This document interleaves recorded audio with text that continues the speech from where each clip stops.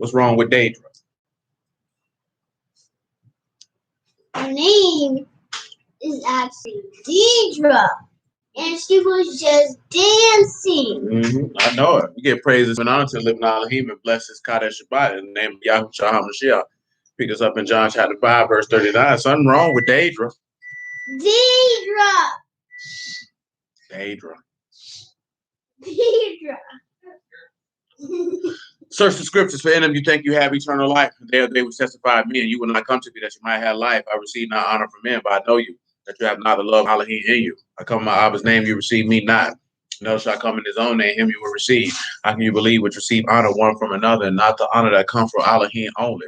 Do not think that I will accuse you to Abba. There is one that accused you, even Moses, in whom you trust. Had you believed Moses, you would have believed me, for he wrote of me. But if you believe not his writings, how should you believe my words? Yes, sir. Praise be to the living Elohim. Psalms 4. Yet again. Uh-oh. There is a fly on your forehead. Made you look. Psalms 4 and 3. For know that Yahuah have set apart him that is godly for himself. Yahuah will hear when I call unto him. So again, we're talking about what? Also Revelation 17. That Yahuah has sanctified, made a mark, a distinguishing on those who are faithful. Those who are faithful. From this Revelation 17 and 14, Hebrews chapter 11. And from Hebrews chapter 11, number 16. Revelation 17 and 14. These shall make war with the Lamb, and the Lamb shall overcome them, for he is the Lord of lords and King of kings, and they that are with him are called, chosen, and faithful. So again, you should be thinking about Korah, Bakar, Kased. Korah, Bakar, and Kased. Called, chosen, and faithful. Hebrews chapter 11.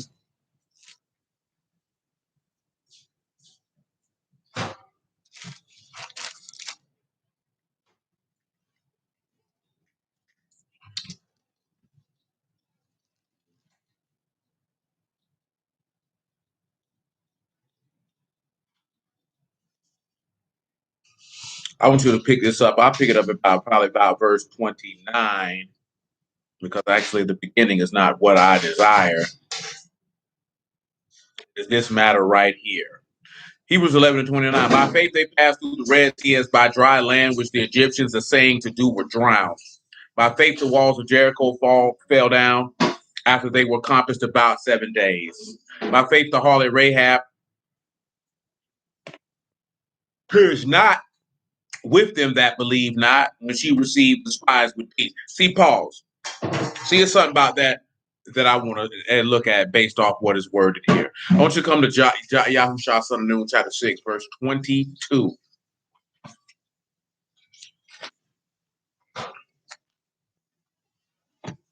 Hey, there's an ant on your neck. No, he is not. Well, you about to get bit. Call you Biddy. No. Biddy. No. Yahushua son of Nun, chapter 6, verse 22.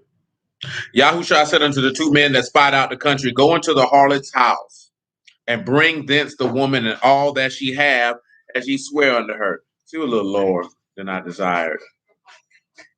We may need to go back. I don't think that's in chapter 5.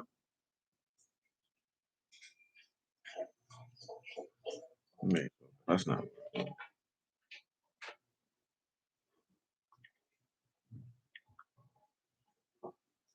Come over to chapter 2. Chapter 2 where I need to be. We got a little head off. 2 and 1.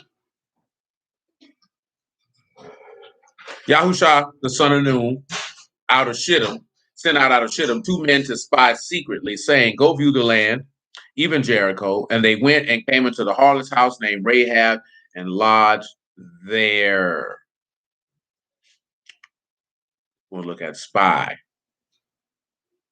And you got to spy, you have regal, which is the word to be a talebearer, of also but to go out and to spy out, to walk alone, or to move the feet, or to go as an explorer. So they were to go out and explore secretly. Just Koresh, which is to move secretly. Kat, Rosh, and Shan, being paired to the separation of Elohim Shalom, man. So when we look at that and that reference and that idea that there were men who were sent out to explore secretly amongst the people. Listen here, let's continue. Verse 2. It was told to the king of Jericho, saying, behold, there come men in hither tonight of the sons of Yasharal to search out the country. King of Jericho sent unto Rahab, saying, bring forth the men that are come to you, which are entered into your house, for they come to search out all the country. And the woman took the two men and hid them, and said, thus there came men unto me, but I wist not whence they were. It came to pass about the time of shutting of the gate, when it was dark, the men went out. Whither the men went, I want not. Pursue after them quickly, for you shall overtake them. But she had brought them up to the roof of the house, and hid them with the stalks of flax, which she laid in order upon the roof. Let's look at that, what that is. When you look at stalks of flax, just so you know, the stalks is etz. Of course, that's tree, that's wood, that's timber, that's stocks, that's planks. Kind of what we would be able to look at and say, which is a pillar of a roof in these days with a little bit of shingles. You got flax, and of course, that's linen, fiber used for garments, pt3. I want y'all to sit there and think about that. That flax is symbolic to linen. She hid them, and the stalks of flax or the trees of lemon, which he laid in order upon the roof. I want y'all to think about that for a moment and just tell me what you believe that means. Because, of course, for laid in order is a rock, that is to arrange, to set, to lay in order, this, that, there, and the third. Ayin, Rosh, and Kaf. Yahuah, son of Nun, chapter 2. Are you finished? You should be. Now that mosquito will stop sucking all the blood out of your shoulder blade. It's not usually. Unfortunately for you, it is. And you might get Zika virus. Major luck. Major luck. Thanks for playing. What do y'all think about when you hear that? That she brought them up to the roof of a house and hid them in the stalks of flax, which she laid in order upon the roof.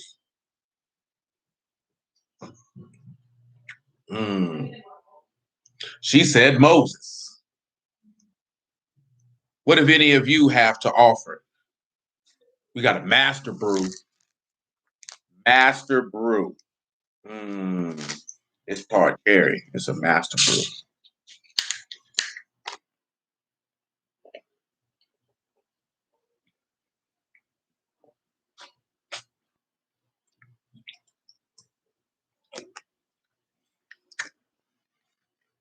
Y'all ain't got nothing for me? You say the witnesses in the book of Revelation?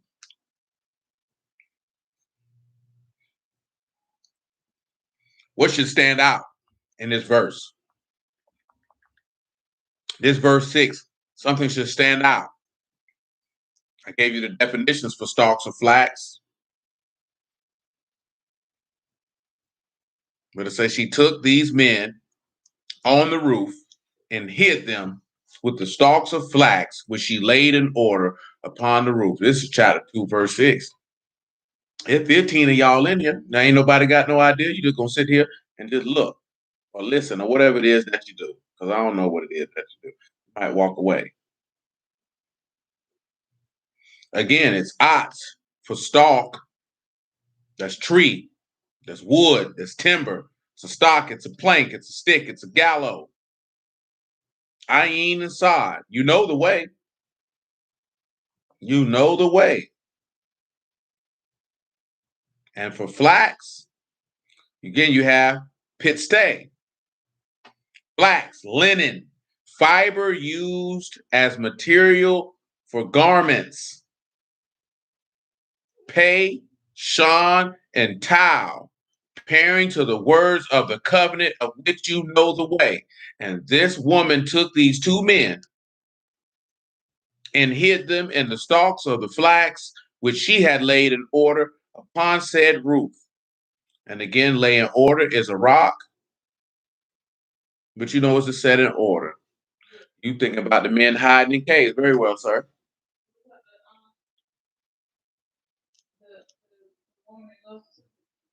Woman who goes into the wilderness.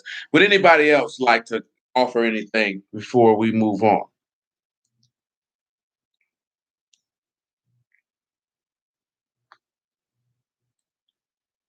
You say John the Baptist and Yahushua. I understand. I want you to come over here. What is it? John 20. Is it John 20?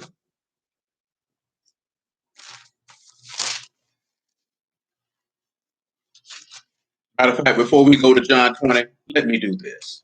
Exodus chapter 28.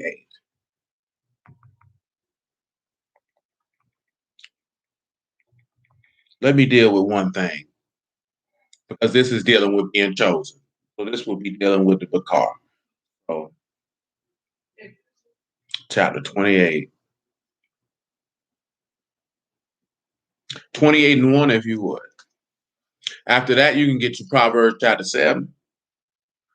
Proverbs chapter 7. Revelation 14. Revelation, no, excuse me. Proverbs chapter 7 to John chapter 20 to Revelation 14. Exodus chapter 28, verse 1. And take you unto you Aaron your brother, and his sons with him from among the sons of Yasharal, that he may minister unto me in the priest's office, even Aaron, Nadab, Abihu, Eleazar, Ithamar, Aaron's sons. And you shall make Kadash garments for Aaron your brother for esteem and for beauty. First things first, we'll stop. Garments, y'all should know, that's Beged.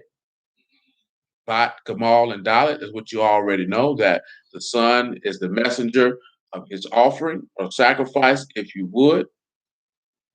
When you sit back and you look at, I want you to think about Kabod, which you already know for glory, and Tafara for beauty, that's splendor. Also beauty of garments or jewels. But let's continue. You shall speak unto all that are wise-hearted, of whom I fill with the ruach of wisdom, that they may make Aaron's garments to consecrate him, that he may minister unto me in the priest's office. These are the garments which they shall make: a breastplate, and an ephod, and a robe, a broided coat, a mitri, a girdle, and they shall make the Kadash garments for Aaron your brother and his sons, that they may minister unto me in the priest's office. They shall take gold, blue, purple, scarlet, and fine linen. Fine linen. Now we look at fine linen, that is shash. That's something bleached white. Linen, fine linen. That's just two shans. Someone is paired to what? Consumption. Pause. Hold the Exodus chapter 28. Come over here to Matthew chapter 3 for a brief respite. See, I'm focusing on the fact that it says she took these men and she hid them in what? Linen on a roof. Trees of linen on a roof. And she laid them in order in doing so. So that's the part that I was hoping that y'all could be able to catch and zero in on, the fact that she hid them in linen. Matthew chapter 3. Here, verse 11. The simple thing, and we get on right on out of here. I indeed immerse you with water unto repentance, but he that come after me is mightier than I, whose shoes I am not worthy to bear. He shall immerse you with the Ruach HaKadosh and with fire. Because what does fire do? It is going to purge. It is going to make you refined. Hold on for a moment. Let me get on over here to this part right here that I need at the present time.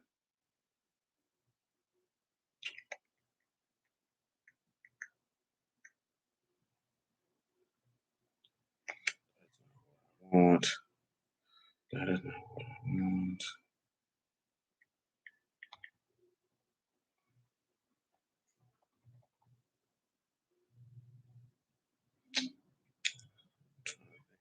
Not coming to the brain. The words is coming to the brain. The location is not coming to the brain. Well, you could get 1 Corinthians chapter 3 if you would. That ain't what I wanted, but it's close enough for the moment.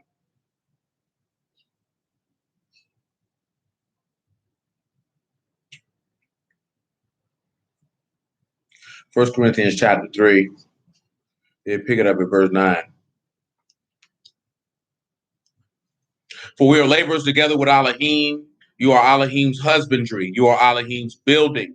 According to the mercy of Elohim, which is given unto me as a wise master builder, I have laid the foundation, and another build thereon. But let every man take heed how he build thereupon. For other foundation could no man lay that is laid, which is Yahushua HaMashiach. Now, if any man build upon this foundation gold, silver, precious stones, wood, hay, stubble, every man's work shall be made manifest, for the day shall declare it. See, we talked about that the other day. What did he say about the day? There were but 12 hours in the day, and he that walk in the light. Hold on, I'll read it to you, because I ain't finna say it all the way complete, so I'm going to just go ahead and tell you what he said. He said, are there not 12 hours in the day? If any man walk in the day, he stumble not, because he see the light of the world. See, again, like I said, we'll read that, and then we want to argue about how many hours in a day. But now look what he said. Every man's work shall be made manifest. Well, light makes manifest. Shalom, man. Light makes manifest. That was his point of what he was telling you, because he that cometh to the light shows forth that his deeds are worked in Elohim. See, now one of the things, and we're going to look at that too, because she sent the spies out in darkness. But when did they come in? They came in light, so they knew what they were doing, and they were lights in the midst of darkness. But see, that's another conversation. Let's continue. He said, for the day shall declare it. See, that's the part I don't want to look at. That's what he just said. Are there not 12 hours in a day? If any man walk in the day, he stumble not. Because if you in the day or in the sun, it's going to be declared. First John chapter 1 and verse 3 on general principle. You don't need to read it, but as I just stated, it's for general principle. 1 John chapter 1 and verse 3.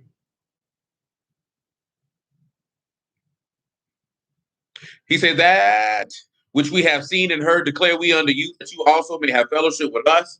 Truly our fellowship is with Abba and with his son, Yahushua HaMashiach. These things we write unto you, that your joy may be full. You know, in another epistle letter, it tells you what? That we are children of the what? The day.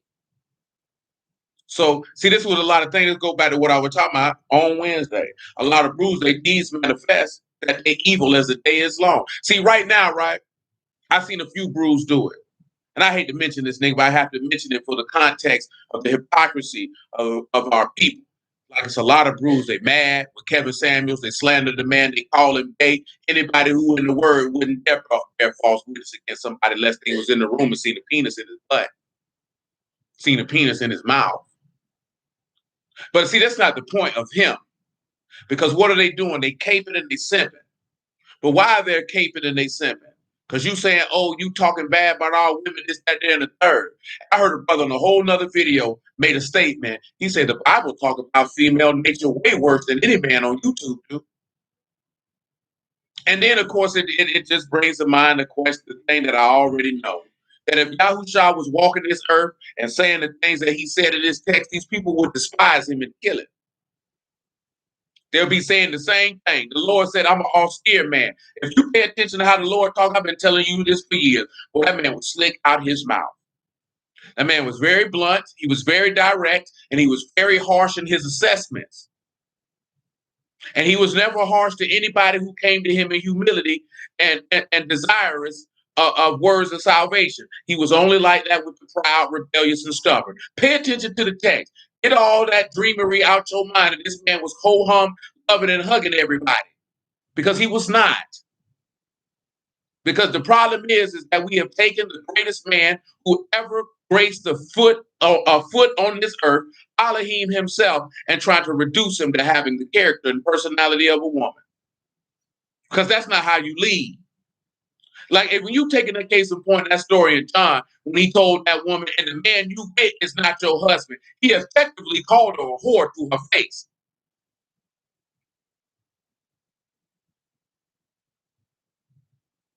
Oh, without question, because they did Mashiach dirty with the same sign language, truth be told, because they definitely tried to shame him.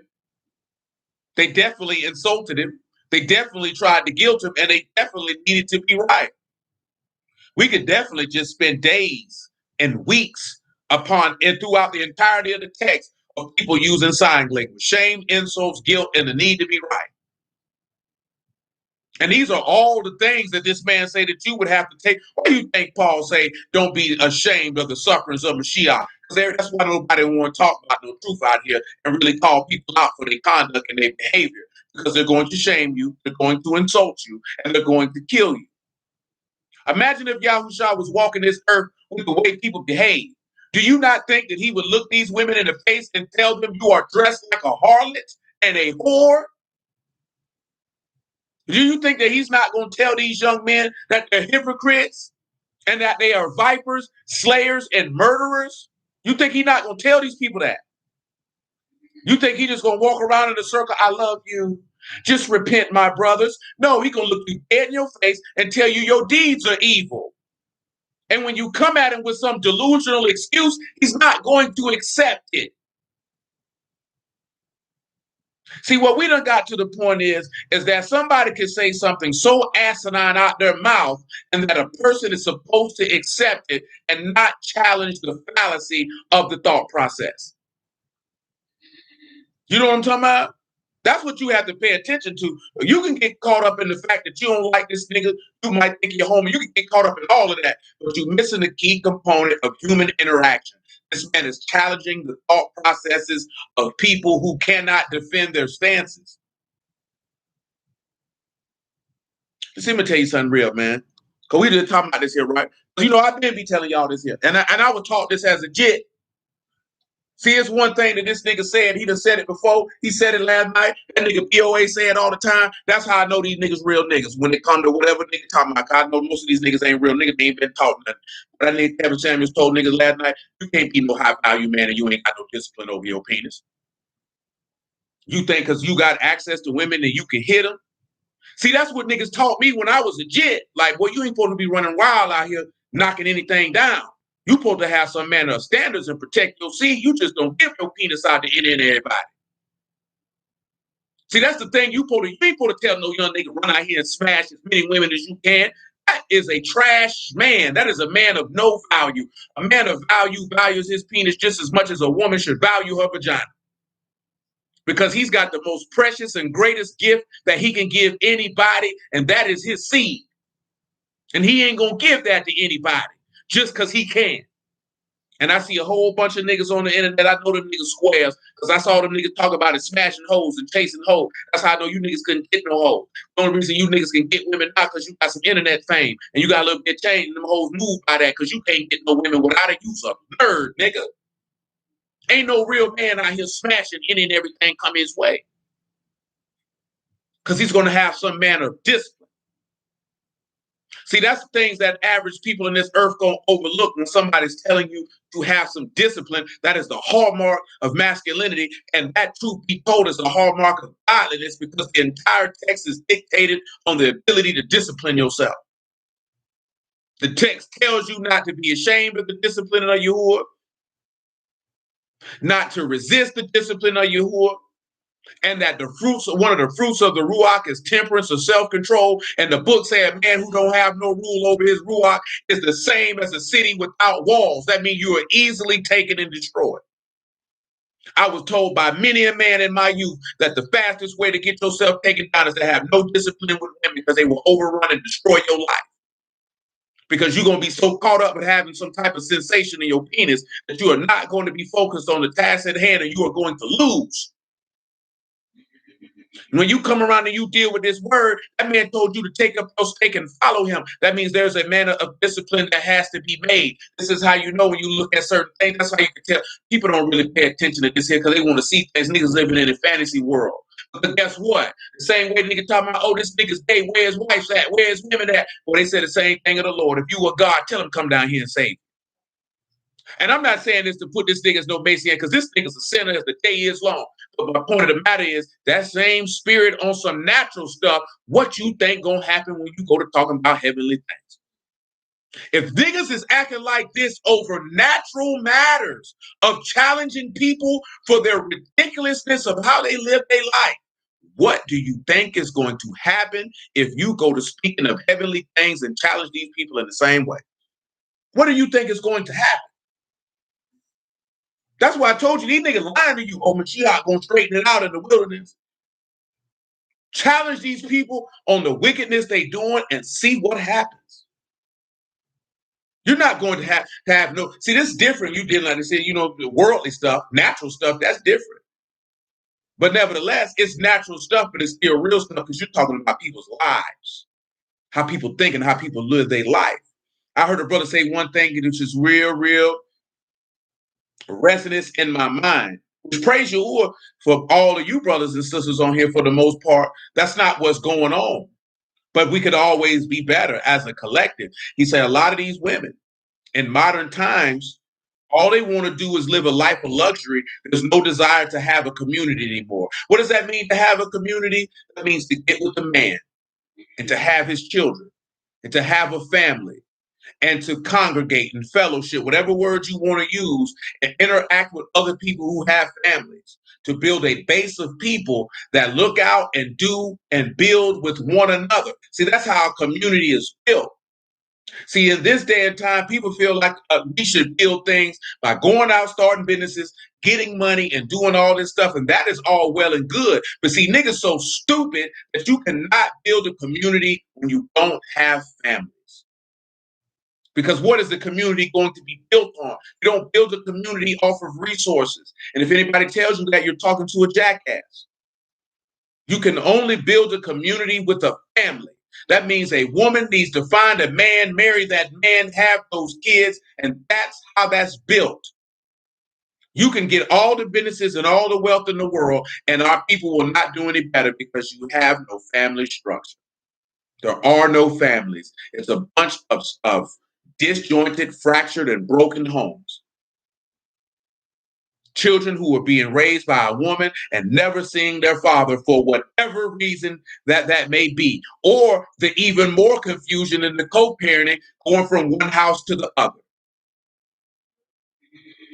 You know what I'm saying? See, we don't think about none of these things. Nobody don't want to talk about that. The reason nobody want to talk about that is now you're going to have to look at your mammy. You're going to have to look at your pappy, your grandparents. Me and Darius were talking about this earlier. You know one thing that black people don't want to talk about? Some of your grandmas and great-grandmas was whores. Got kids from multiple different men, whores, passed it on down. We don't like to have that conversation because you want to hold these people in rarefied air, but you want to talk about how your granddaddy or your great-granddaddy cheated on your grandma when your grandma was a hoe when he met her. But they decided, you know what? We need to cut out what we got going on and have a family and have kids. I just shared with y'all, they say the birth rate going down and that there's more people dying than being born. Why is that the case? No families. Now, just imagine if that trend continues to go. See, we think it's a game. We think it's no correlation to these matters. And we around here arguing and fighting about stupid stuff.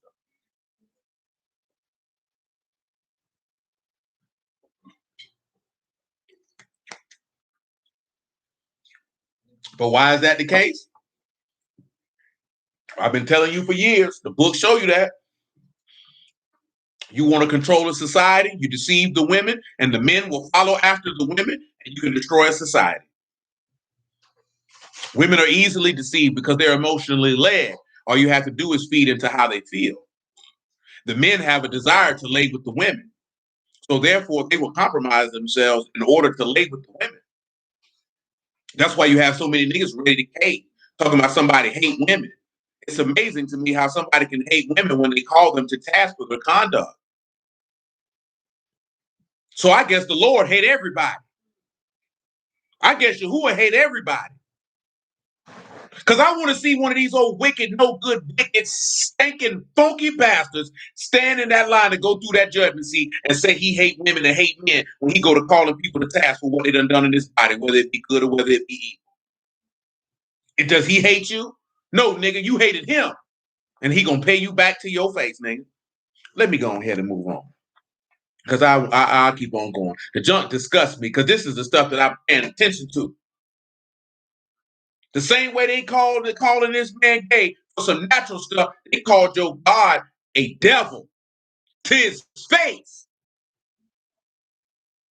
Now, I'm telling you this here because you're supposed to be his servants, his children, the vanguards of righteousness. And if you say the same things that Yahushua said, and I want you to know, son, it just wasn't the scribes and Pharisees who felt like that. The regular people felt like that too. Remember what he said. Come over here to John 7. Remember what he told. Let's come over here to John 7 one more time. John 7. Because remember, anybody who with him, they called chosen and faithful, baby. They called chosen and faithful. 7:6. Just one time for you, man. Just one time. Then Yahushua said unto them, my time is not yet come, but your time is always ready. The world cannot hate you, but me it hate, because I testify of it, that the works thereof are evil. Ask yourself this question. You think this man would approve how black men conduct themselves in this country? Do you think this man would approve how black women conduct themselves in this country? You think you think that, yeah, it's the tone. You got to say it like this. The funniest thing in the world to me, man, is how a woman will tell a man how to communicate discipline and leadership when she ain't never disciplined and led nothing in her life. So how you going to tell a man how to discipline and lead? Sit your behind down somewhere. Because at that token, that means you would be bold enough to tell Elohim himself how to discipline and lead. See, I want you to understand, it ain't about the woman, it's the mindset, it's the thought process.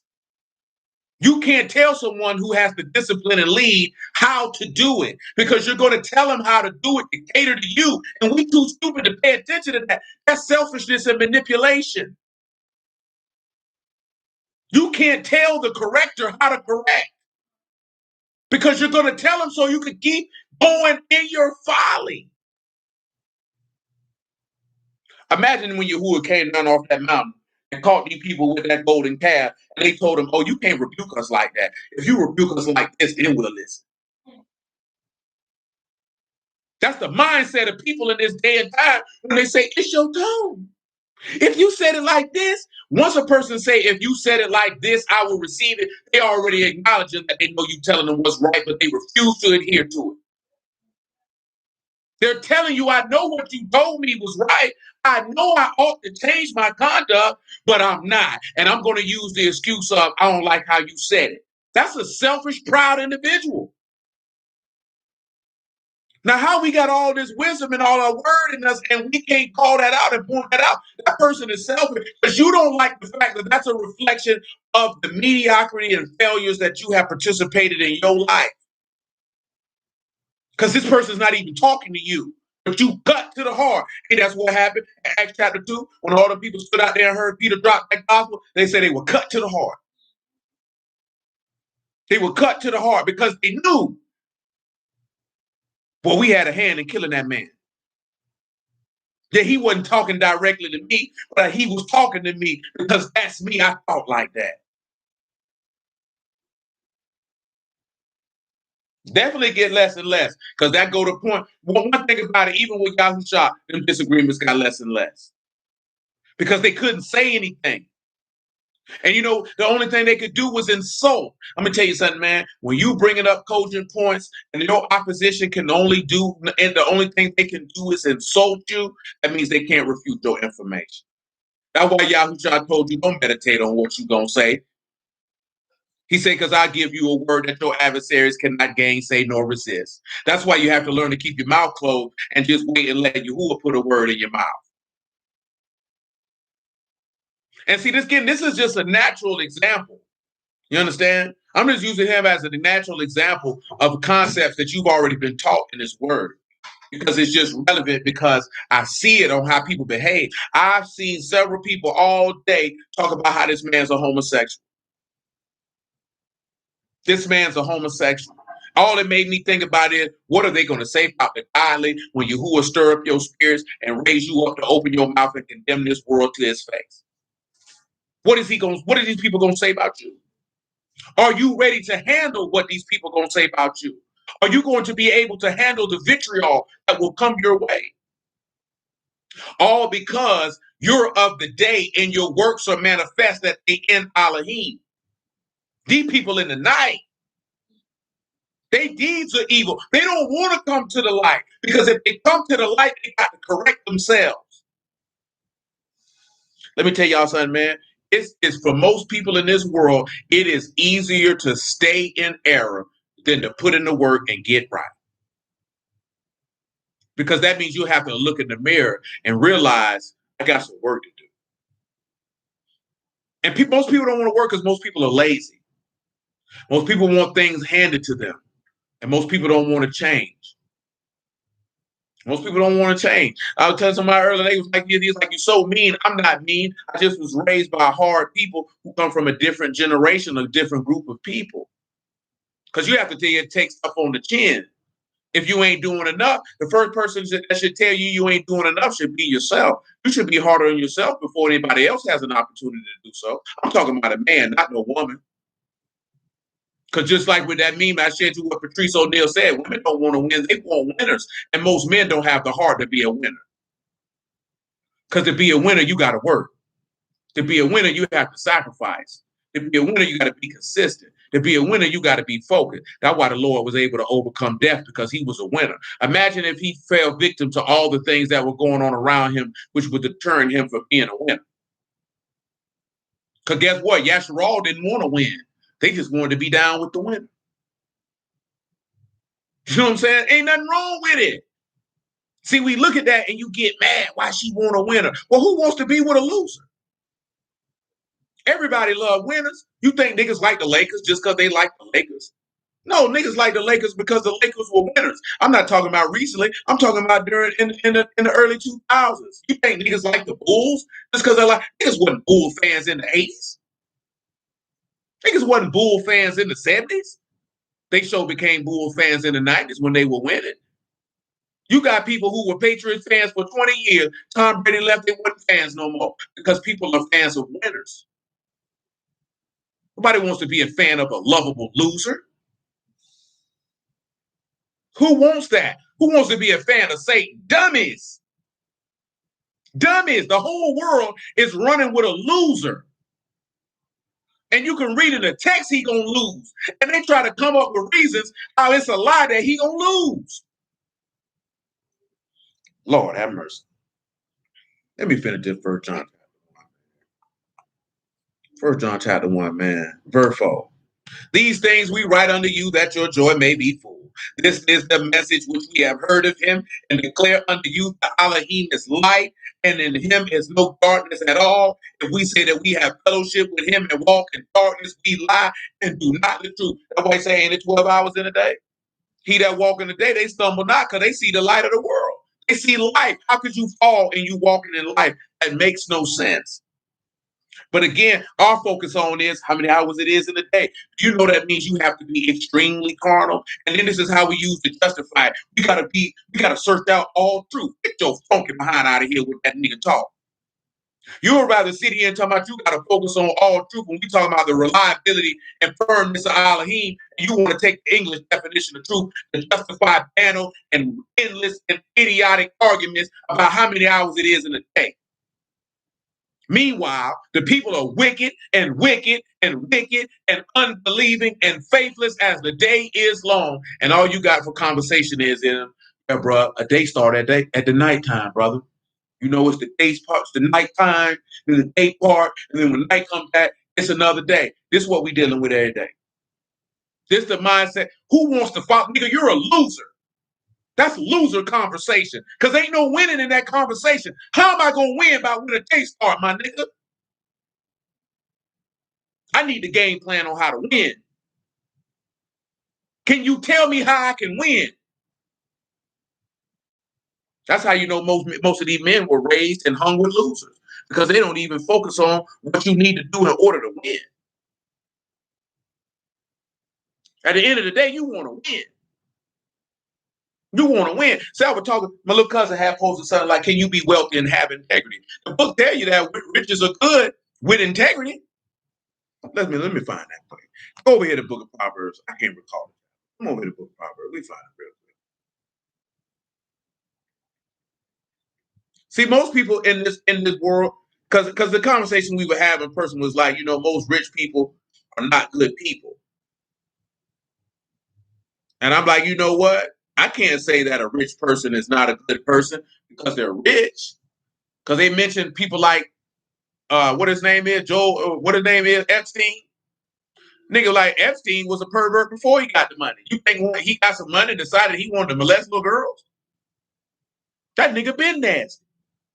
But as the text tell you, and as common sense should tell you, man, people are how they are. And all things do is I give you the situation like this here. And I hate to use this particular situation, but I'm gonna have to use it because it's something that I can easily convey. Of course, you know I've been incarcerated, and I've seen men who had a little bit of time that say they never messed with men on the street and would come in here and begin to mess with men. That was already in their heart. They just didn't have the opportunity to exercise what they desired. Once the opportunity presented itself for them to exercise what they desired, and they felt like that they could accomplish it without being exposed, they did it. Most people who get money and begin to act a particular type of way or begin to treat people a particular type of way, that person had already been like that. Remember, me and my homeboy used to have that conversation. Money opens you up to have more opportunity to do the things that you lust after, which means you have to have more self-control. Because if you lust after women, money's going to give you the ability to get more women. If you have a desire to, as the book tell you, he that spit up of his substance on wine and whores is going to end up impoverished. And the verse is escaping me. I can't find it.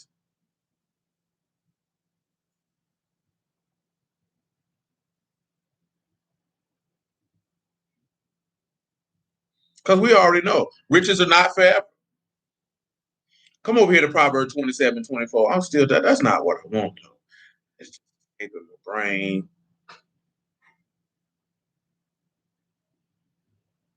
Now, there's one instance here in Proverbs 22, which is accurate, which a lot of rich people do. He that oppress the poor to increase his riches, and he that give to the rich shall surely come to want. Those people who do that in that day and time, who is going to destroy those people? That is without question. But see, most people, if you get your money most people have a thought process that most people who acquire money, they did it in an unethical manner. And that's not always the case. Most people who are able to increase their riches, number one, Yahuah allowed them to do it first and foremost. He already told you that, whether you a saint, whether you a sinner, Yahuah is the one who allowed you to do it. But it's a level of consistency and sacrifice that most men are willing to do that most people are not. Most people are not willing to do the work necessary in order to acquire certain things. And when they see people who have, they have to say certain things about them to make themselves feel better because they were not willing to do the same thing. Are there people who do unscrupulous things in order to increase their net worth? Absolutely. Is that the majority of people who have wealth? I cannot say that unequivocally. I do not know. But I do know the ones that I do know who have a decent amount of wealth, those men do not conduct themselves in an unethical fashion. And they don't do anything for money. See, some people will do anything for money. They can't be trusted anyway. You should already know that. If you'll do anything for money, you're not to be trusted because I know you're a rat. You'll sell somebody out for the right price. You seen that with Judas. It ain't take but 30 pieces of silver. I sell him out. He's a thief. A thief don't care about nothing but himself. Somebody who loves money, what we fail to miss by that is that person is selfish. That means they don't care about anybody but themselves. And when you see somebody who's selfish, who don't care about nobody but themselves, you have to keep them at arm's length and watch them because they're not to be trusted. Because in the right situation and circumstance, they will destroy you and anything around them if it means to save themselves. See, this is subtle things in life you're supposed to know. You ain't got to open your mouth and point it out. You know it, and you adjust accordingly. See, one of the biggest problems is that we feel like we got to shout things to the rooftop. You ain't got to shout everything to the rooftop. You peep the game and you move accordingly, and the game will protect you because you've seen it before it comes. That's the key point of when they talk about playing chess is being 2-3 moves ahead. You ain't got to call out, oh, I see he got his rook in the wrong place. 2 more moves, I'm going to checkmate him. You ain't going to call that out that you finna checkmate him. You're going to checkmate him. You're going to keep your mouth quiet and see if he don't realize the error in his movements, and then you're going to take advantage of it and seize on the day. Well, that's all you got to do with the wicked. You ain't got to call him out. You ain't got to expose the wicked. The wicked expose themselves every day. Proverbs 27:24. It say, for riches are not forever. Well, look at it right here. Let me give you verse 23 instead. It said, be you diligent to know the state of your flocks and look well to your herds. That ain't no different. Your flock and your herds is what bring you your wealth. If you pay attention to that, you know that's what Samuel and David did. I mean, not Samuel, but Saul. And forth is taking care of their flocks and their herds. Now, see, in the beginning with Saul anyway, he didn't maintain to that. He said, for riches are not forever. Do the crown endure to every generation? Uh-oh. Yeah, handle your business. As a man, you got to handle your business. See, that's what most young men are not being taught. Most men want to be rich just for the sake of being rich in order to get women and have status. Them niggas lame. Then you have people who want to be rich because they want the power that they perceive that comes with wealth so that they can rule over people because they were overlooked, discarded, and perceived to be disrespected when they were younger. Them niggas got problems. Then you have people who want to be rich because they have no other desire than to provide for their family and leave something behind for the generations that come after them, that their offspring may have an easier life than they had. And those men are to be commended and not to be frowned upon, because they're doing what a man is supposed to. We read the text and we say a father leaves an inheritance to his son's sons. That means there was business that he was able to handle. But look at what he tell you. Riches are not forever, because you don't know if you're going to leave it to a wise man or a fool.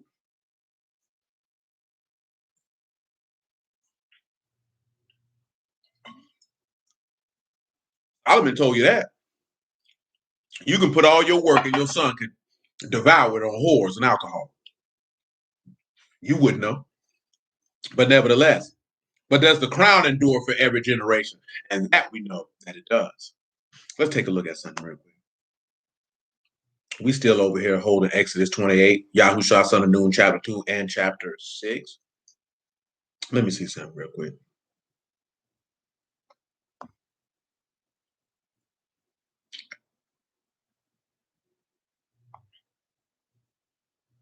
Now, see, endure is not there. But of course, hold on, man, it's untrue. Of course, you know you got crown. Now, when you got this one here, right, this word that's before that, it's if, conditional or impossible situations, when it's asking, does the crown endure? And it's is the word there. That is before do the crown. You have door, and that's period. Do, Dalet, U, and Raj. We see that the son has secured a sacrifice to allow this crown to endure. Period of time to period of time to period of time. You have a continual and perpetual king. Because it say riches are not forever, and do their crown endure for every generation. It's asking a question. Because then you have to look at it, what type of riches? Because the riches of Elohim, they do last forever. See, again, I've told you this before. I'm going to reiterate this fact. You come over here to 1 Corinthians chapter 3, because we good at 1 John chapter 5. Let me make sure.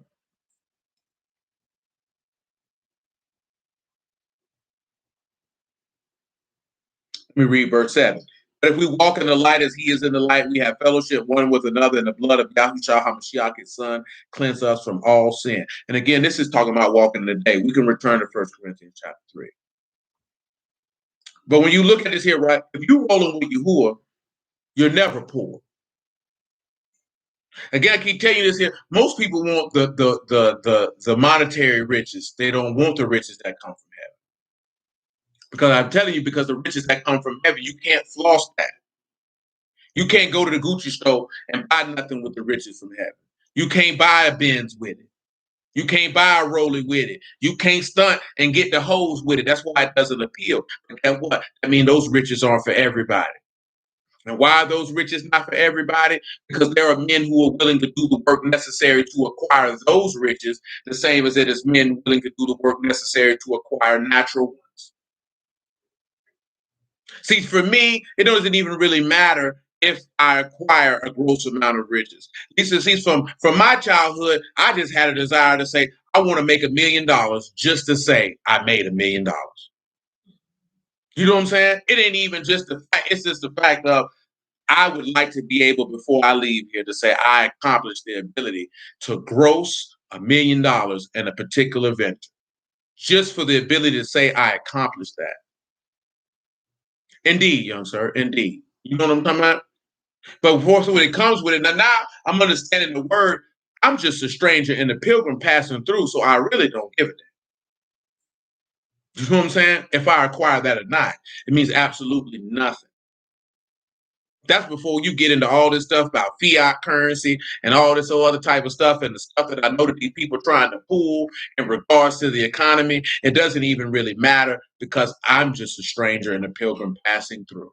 I have a desire to return to my native country. I really don't care what these people do. I'm going to do what's necessary to provide for those who am I responsible for.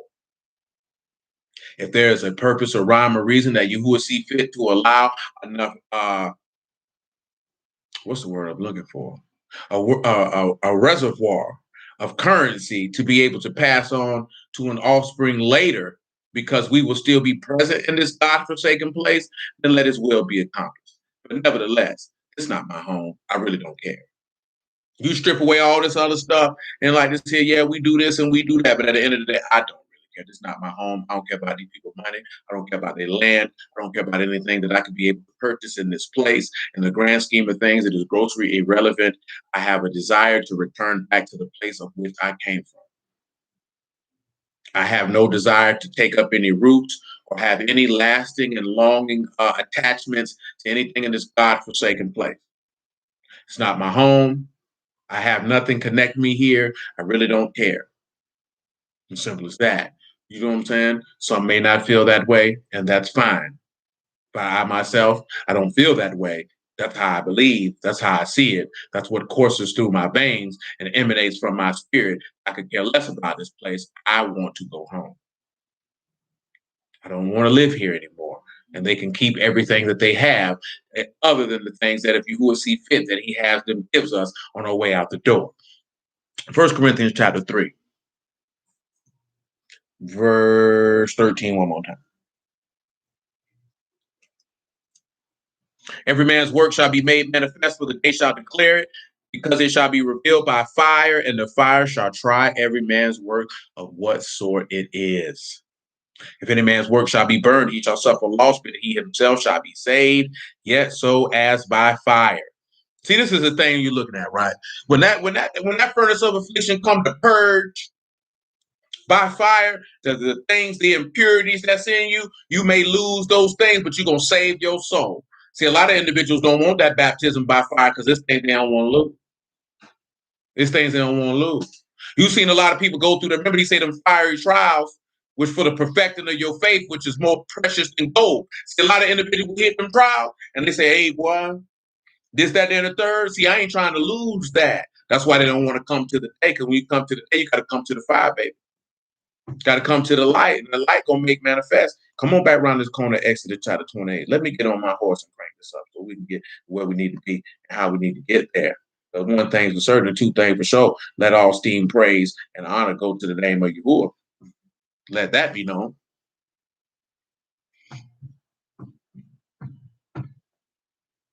Now, where was we at? We were with that linen one. What was I? Oh, that down here in verse 5. I think that came from that fine linen.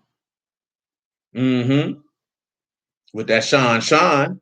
And notice that it's something bleached white, made clean. I asked for something else. What was it? Proverbs 7. Come on around that Proverbs 7. One time.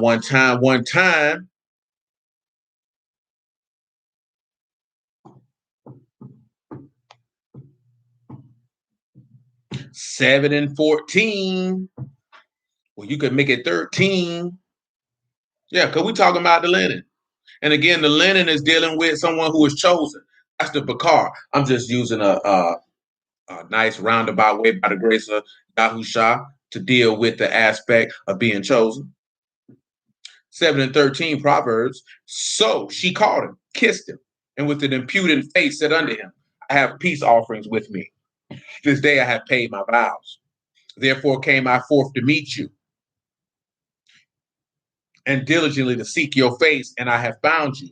I have decked my bed with coverings of tapestry, with carved works, with fine linen of Egypt.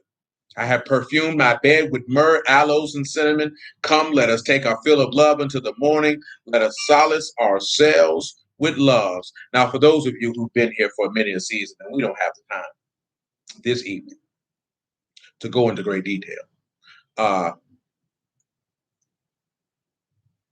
That's dealing with Mashiach getting betrayed by Judas, getting anointed by Mary, and getting buried with the fine linen and the beds and the aloes and taking their fill of love to the morning. But the word for linen here is a tomb. It's the only time that this is used in the text. It's for linen, it's for yarn, it's for thread. Tapestry, it's olive, it's tet, it's oof, and it is noon. So when you sit back and you see that one is filled with strength, and that strength have secured you life, keep that in mind, because we still talking about this good old linen. I want you to come on around here to Revelation 14. Now, I get that John in a minute. Y'all know what we going to Revelation 14. Y'all know what it is. Revelation 19, not 14. My apologies. Revelation chapter 19, you could pick it up at verse 4. You could make it 3 if you would. Revelation 19 and 3. I praise you, Lord.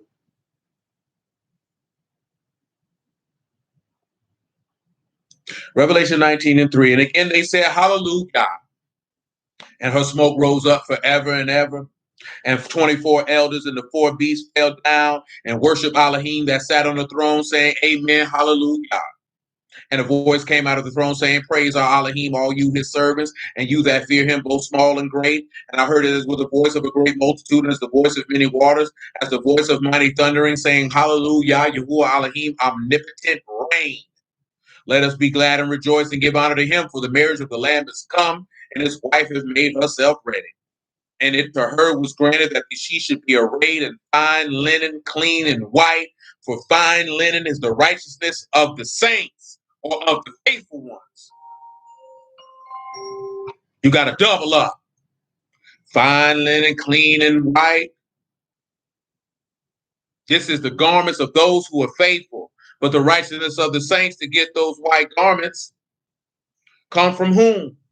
Those who are chosen, because they were chosen in the Lamb before the foundation of the world. Now, why is this all these things that we looking at? Come back to Exodus chapter 28. We're going to get to John 20 in a moment. Come back over here to Exodus 28. But I want you to pause, because, of course, if you are chosen, you would be what? You would be faithful. Again, as we were talking about on Wednesday, most people are not faithful. That goes back to why we're talking to you about what people are able to do to acquire a level of riches, because they're faithful in their labor. Most people are not requiring the riches of heaven because they're not faithful in their labor. They're not consistent. That's what faithfulness is, someone who is consistent. Some people are consistently lazy.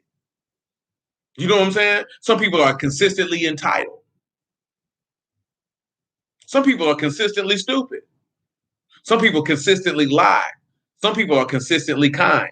Some people are consistently wise. Some people are consistently understanding. Some people are consistently loving. Some people are consistently compassionate and merciful. Some people consistently exhibit self-control. Some people are consistently joyful. See, we don't focus on those things or the positives that I just mentioned, because it takes work to continually do that every day, i.e. taking up your stake and following him. But to be a liar and to be lazy and to be ungrateful and to be untitled, it takes no work at all. And that's why people stay that way, because people are afraid to labor. The young lady I know, she mentioned, well, what about the rich man in Matthew about not having integrity? That rich man in Matthew, that had nothing to do with integrity. He didn't trust Yahuah enough to forsake his life.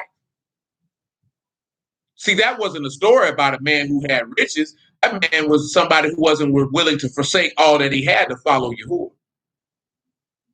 He valued the things of this life, or the things that be of man, and not the things that be of Elohim, and lost out on salvation. You got people who don't have a tenth of what somebody who worth $100,000 got. That's going to burn in hell for the same reason. Because they desire the things that be of man, and there's things that they're not going to want to relinquish. See, the more that a person achieves, the less they're going to want to give it up. That was the point. Because he said, forsake all that you have. He said, you'll have riches in heaven. Come follow me. He was like, whoa. And I go back to the point because it wasn't tangible. You got great possessions, but you couldn't understand the possessions that you have in heaven because they're not before you. That's why he said, where your heart is, your treasure will, where your treasure is, your heart will be also. Most people's heart is in the earth. That's why their names are written in the earth and not in heaven. Oh, no. Oh, no. See, you can't say stuff like that out loud. That's going to make people upset. You can't do that. Exodus chapter 28. Make sure that we even need anything else with that. We don't. We don't need anything else out of that. Come on over here to John chapter 20. That's right, Sean. They ain't got no wedding garment. They standing there looking crazy. How you getting in here? You ain't got on the right clothes. You ain't got the ruach on. That means you wasn't chosen. Uh-oh. Oh, it's John 19. My apologies. Uh-oh. 19 and 38. Uh-oh. What we gonna do? Our life on the line. We around here skinning and grinning. After this, Joseph of Arimathea, being a disciple of Yahushua, but secretly for the fear of the Yahudim, besought Pilate that he might take away the body of Yahushua. Pilate gave him leave. He came therefore and took the body of Yahushua. There came also Nicodemus, which at the first came to Yahushua by night and brought a mixture of myrrh and aloes, about 100-pound weight. Then they took the body of Yahushua and they wound it in linen clothes with the spices as the manner of the Yahudim is to bury. Now let's go back over here to Yahushua, son of Nun, chapter 2. And let's rationalize the aspect of us focusing on her taking these men and hiding them in stalks of flax, or hiding them in woods of linen, or trees of linen, or pieces of wood of linen. Why is that important? And she laid them in order upon the roof. Because Mashiach has set you in order, and you are hid in him. See, let's look at that in Romans chapter 6. Let me make sure that's what I need. Because that's why we read in John 20. What did they bury him in? Linen.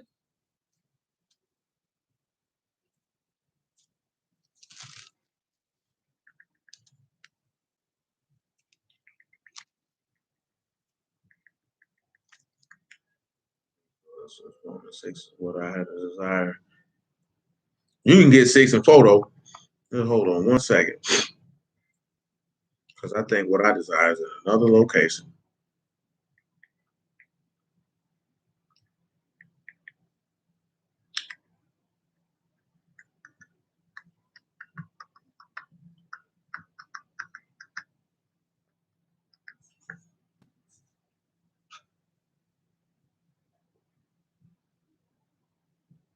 Yep.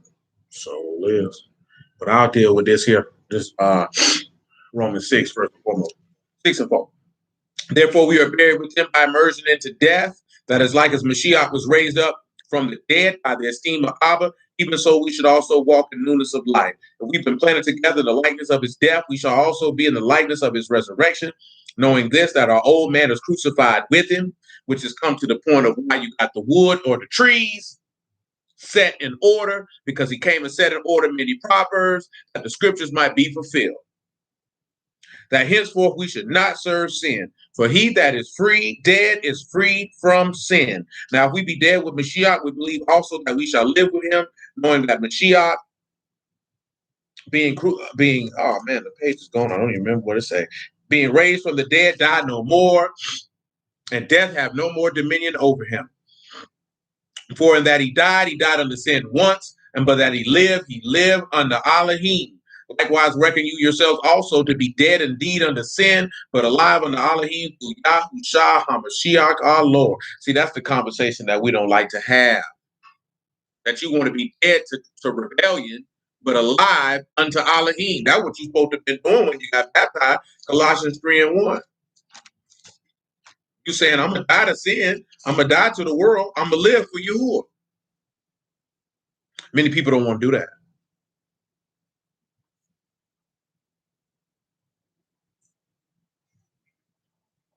He said, if you then be risen with Mashiach, seek those things which are above, or Mashiach sit on the right hand of Elohim, which Rahab did.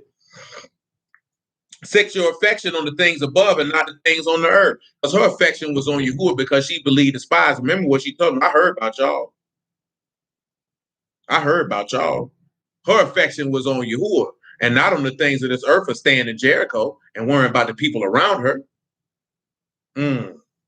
He said, for you are dead and your life is hid with Mashiach in Elohim. When Mashiach, who is our life, shall appear, and you shall also appear with him in esteem. See, that's what a lot of us don't realize. Your life is hid with the man. Just like she hid, just like she hid them. You hid with him. That's why she took him and hid him in trees of linen. Because when you get immersed, it's as if you put on the linen that he got buried in. When you come out, guess what he still had on? He still had the linen on. Because the linen is the righteousness of the saints. Oh, no. And the people who the righteousness, they've been chosen. Blessed are those whom Elohim to Yahuah calls to approach unto him, or who he has chosen. That's what people don't sit back and realize. If you put on the fine linen, that man chose you to put that on, baby. Ain't that what he said in Matthew 22? Many are called, few are chosen. Many got called, few got chosen, came in here with some wedding garments on. And those who he chose to put the wedding garments on, not only did he call them, but they also were going to be faithful. That's why Peter told you, make sure your election is sure. Make sure that if he chose you, that you walk that all the way out to show proof that he chose you. Some people saying they chosen and they're not. You got a lot of people like to put I'm chosen in their bio. Talk about they chosen. Chosen for what? Oh, you chosen to be a vessel unto wrath. You're not a vessel fit for mercy. Because you're right, you are chosen. Somebody got chosen to go to hell. Somebody getting chosen to walk through them gates. Which one are you? Well, the thoughts that enter into your mind and the way you live your life bear witness to that. Do you allow your flesh and your lust and your desire to dictate your behavior? Or do you allow the desire to please Elohim and the Ruach of Elohim to dictate your behavior? And people be talking about you don't know who God or not. You lying bastard, you. I just want y'all to get, because you know I like to mention it. You know, Yahushua had a slick mouth. Under what we would call being slick. But in reality, his mouth wasn't slick. The man was direct and he meant exactly what he said. He said exactly what he meant. And he didn't care about how you felt about it if you was getting rude and out of pocket. He pretty much just gave back to you what you was giving him. Because ask yourself this question: scribe, Pharisee, or regular person, how many times did Yahushua really get a little spicy with somebody who came at him disrespectfully and with pride? How many times do you see him doing that? A lot of people would be upset with the Lord how he rebuked his apostles and upbraided them for their unbelief and called them fools and slow of heart. I bet you would have said, why he had to talk to his apostles like that? That's what these whole niggas would have said in 2021. That's what these whole niggas would have said. This man looked at the men who he chose and called them fools and slow to believe what he told. As a grown man, why you letting another man talk to you? That's the king, nigga. These niggas is so sissified and homemade that they would have the balls to feel like they can straighten the king with no repercussions. Boy, these niggas crazy out here, man. See, we don't like to talk about that. What about the time when Yahushua was talking to them and he said it ain't what go out of a man will go into a man that defile him, or what come out? And they say, what does he mean by this? And he checked them right on the spot. You niggas without understanding too? But niggas in this generation would have been offended by that. Man, who the nigga think he is? Talking about he without understanding. You don't know everything. That's what you whole niggas would do in this day and time. I ain't talking about y'all specifically. I'm talking about the niggas you grew up with. These niggas soft as drugs, so cotton. Softer than sex and R&B records in the 90s. Niggas wet and soft. That junk ain't cool. You have to look at that. That man ain't hold no words back, but he never did that to nobody who that's not what they were giving him. Even when he checked that woman at the well, he didn't go off on her, but he let her be known, baby, I know you hoeing out here. He let that be known. He didn't do Zacchaeus like that when Zacchaeus told the man, Lord, I've been out of pocket, but I've been trying to get it right. He said, it's all good, man. Salvation come to your house tonight. Sit down and chill. He didn't do that to Martha Mary, when she came humbly weeping and washing his feet. But when the people come talking stupid, that man had to let that be known. I'm gonna give you just what you giving me. You giving me stupidity, I'm gonna give it to you back 100 times fold. When the people came at him and said, who are you to speak this knowledge? He said, let me ask you this question right here, Nick. You answer me this right here, and I answer your question. He was giving the people what they were giving him. That's being a man. We around here tiptoeing, worrying about hurting people's feelings. Man, bump them niggas' feelings. Because at the end of the day, you'll get over it. And if you don't, so what?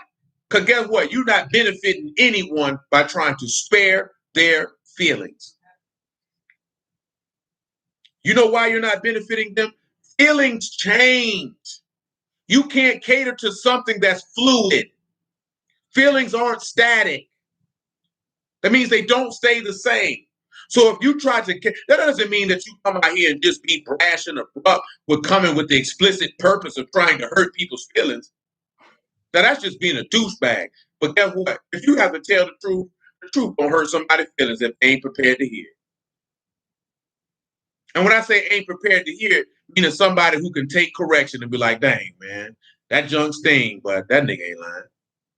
I sure could do better. You know what I'm saying? And whatever the case may be. Because, boy, we messed up in the game out here, man. And we think that junk cool. Come on back over here to Yahuah Son of Noon chapter 2. We think that junk cool out here. And it ain't.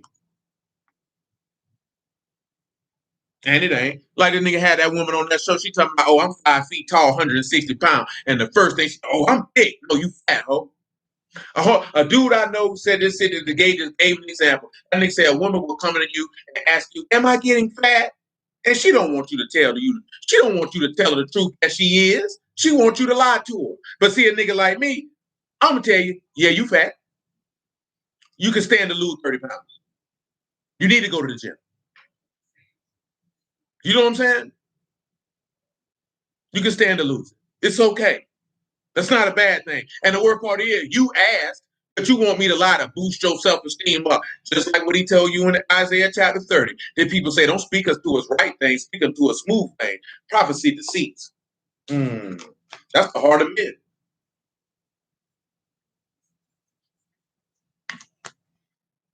Lie to me. Don't tell me the truth. Because you know what happens when you tell somebody the truth? They face the reality. You can stay the same or you can change. And most people don't want to change.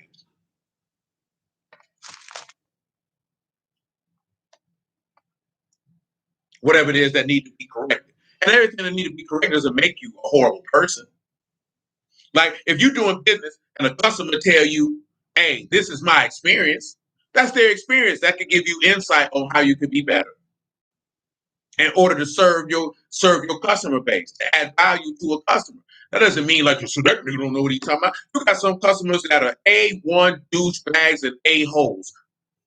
And even in the midst of that, there's still things that you can glean where you can be better.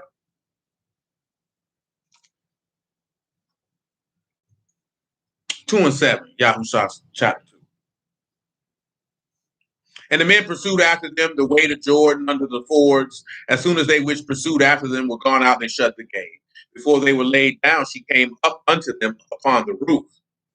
She said unto the men, I know that you who have given you the land, and that your terror is fallen upon us, that all the inhabitants of the land faint because of you. For we heard how you dried up the water of the Red Sea for you when you came up out of Mizraim, and what you did to the 2 kings of the Amorites that were on the side of Jordan, Sihon, and Og, whom you utterly destroyed. And as soon as we heard these things, our hearts did melt. Neither did there remain any more courage in any man. Golly.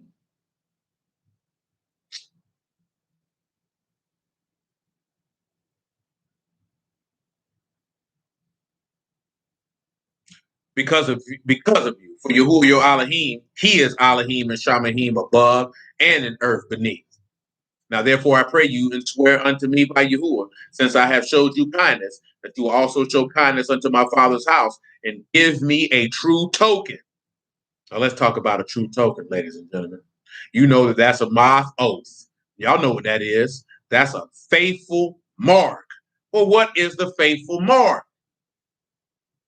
Because you went up there and you hid in the linen. She say, please leave me a faithful mark, because she let it be known that she believed.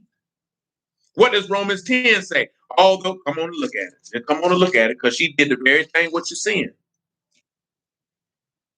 And again, whether you want to look at it, Rahab was faithful, and Elohim set her apart for himself. If you hadn't ascertained that by this time.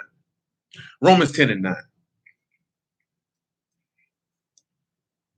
That if you shall confess with your mouth the Lord Yahushua and believe in your heart that Elohim have raised him from the dead, you shall be saved. For with the heart man believe unto righteousness, and with the mouth confession is made unto salvation. For the scriptures say, whosoever believe on him shall not be ashamed. Did you not just see her confess with her mouth that Yahuah was Elohim in heaven above and earth beneath? Did you not just see her with confession, make that confession in order to be saved? Because what was going to happen? Everyone in Jericho was going to be destroyed. And she believed and she was not ashamed. Let's continue. Therefore, when we look at that true token, if we had the same mentality that she had, and that we go up and hide in the linen or hide the word or hide Yahushua in our hearts and confess, you will be saved. Verse 14, is it 14, 13? And that you will save alive my father and my mother and my brethren and my sisters and all that they have, and deliver our lives from death, and then answer her our life for yours. If you utter not this our business, and it shall be when you will have given us the land, that we will deal kindly and truly with you.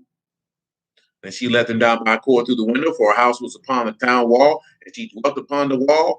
And she said unto them, get you to the mountain, lest the pursuers meet you, and hide yourselves there 3 days, until the pursuers be returned, and afterwards you may go your way.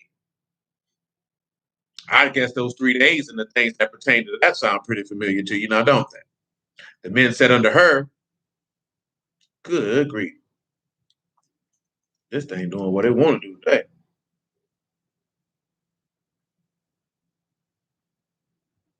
The men said unto her, we will be blameless of this oath which you have made us to swear. And of course, it goes into those details. Come over here to chapter 6. Pick it up at verse 22. We still holding Hebrews 11.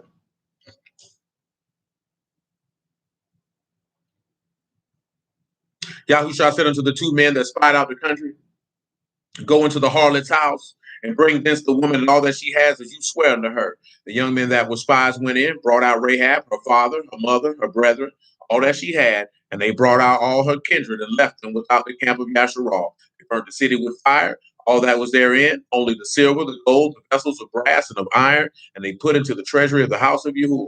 Yahushua say, Rahab the harlot alive, her father's household, and all that she had, and she dwelt in Yasharal even unto this day, because she hid the messengers when Yahushua sent to spy out Jericho. And that's just a simple aspect of what faith can do for you. And that woman was chosen. She was called and she was faithful. How was she called? She heard what happened, what Yahuah had did. Clearly he chose her because she hid them spies. She saw him and she hid him. And she was faithful because she did not give them up. And she did everything possible in order for those men to get away. Anybody that come to Yahuah, you're going to have to meet those 3 requirements. See, like I told you before, anybody can be called. But everybody that's called ain't chosen and they ain't faithful. That's why I say many are called, few are chosen. Many hear the call, very few get chosen. And those who are chosen, they have no choice but to be faithful. How you going to be chosen and not be faithful? That makes no sense. Let's look at Matthew 22 just to hear it off the page.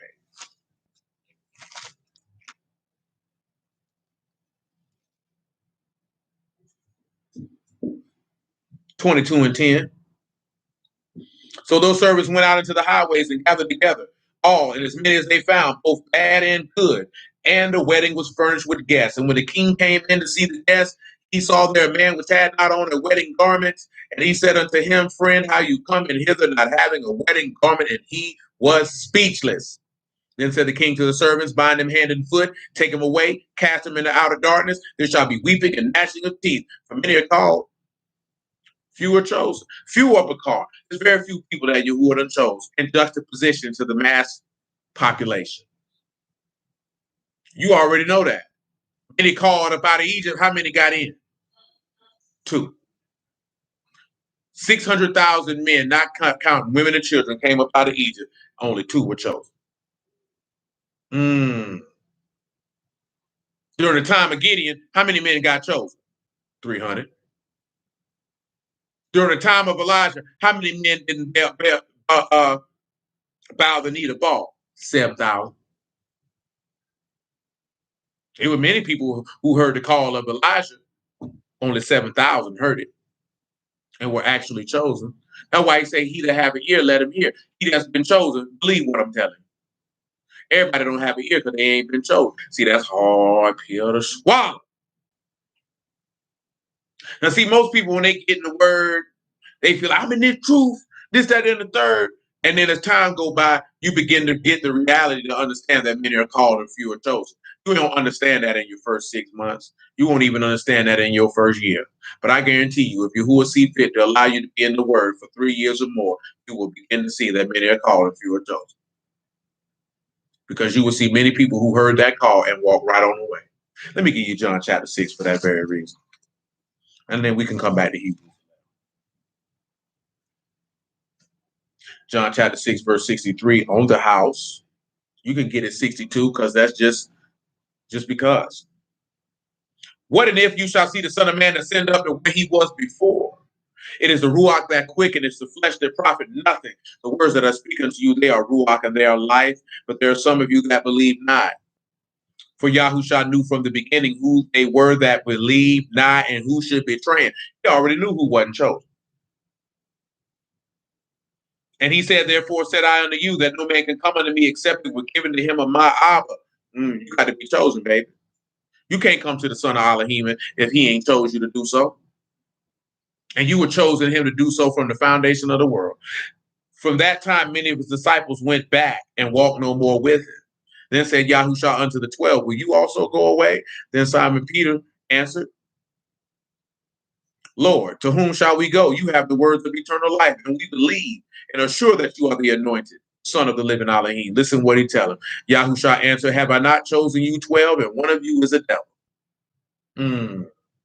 He spake of Judas Iscariot, the son of Simon, for it was he that should betray him, being one of the 12. Notice that he said, did I not choose the 12? And what? Judas was called, he was chosen, but he wasn't faithful. Now, some people could be called and be chosen to stand right there and not be faithful, but they got to be damned.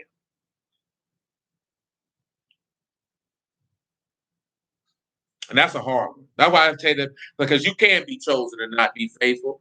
But I just didn't want to interject the part at that particular time in dealing with. There's vessels fitted for destruction.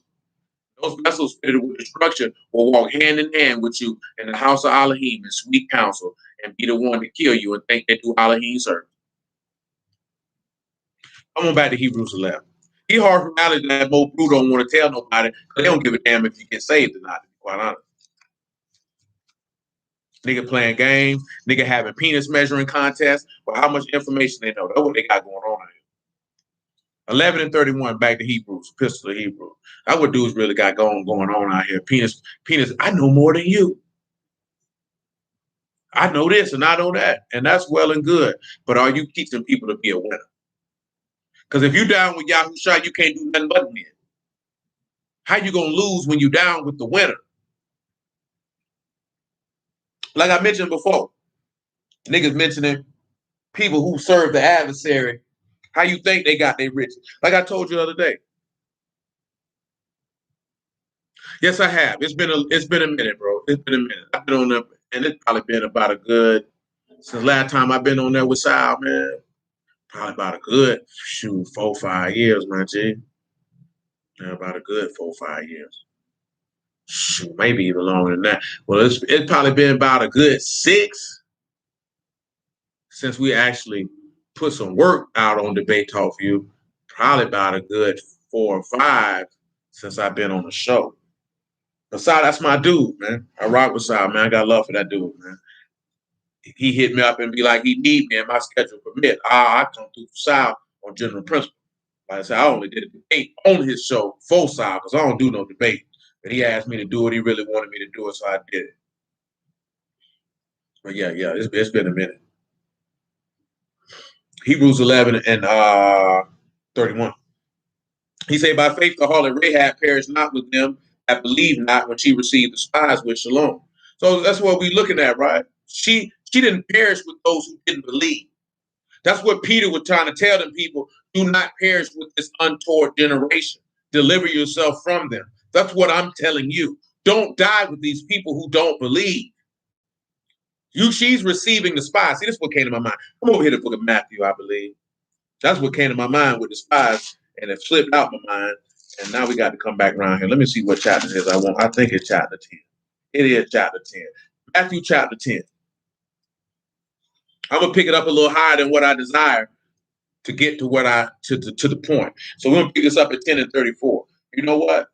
10 and 32, because I just feel like sharing all of that. Matthew 10 and 32. Just remember that Rahab received the spies. Just want you to remember that. Matthew 10 and 32. Whosoever therefore shall confess me before men, him will I confess also before my Abba, which is in Shamahin.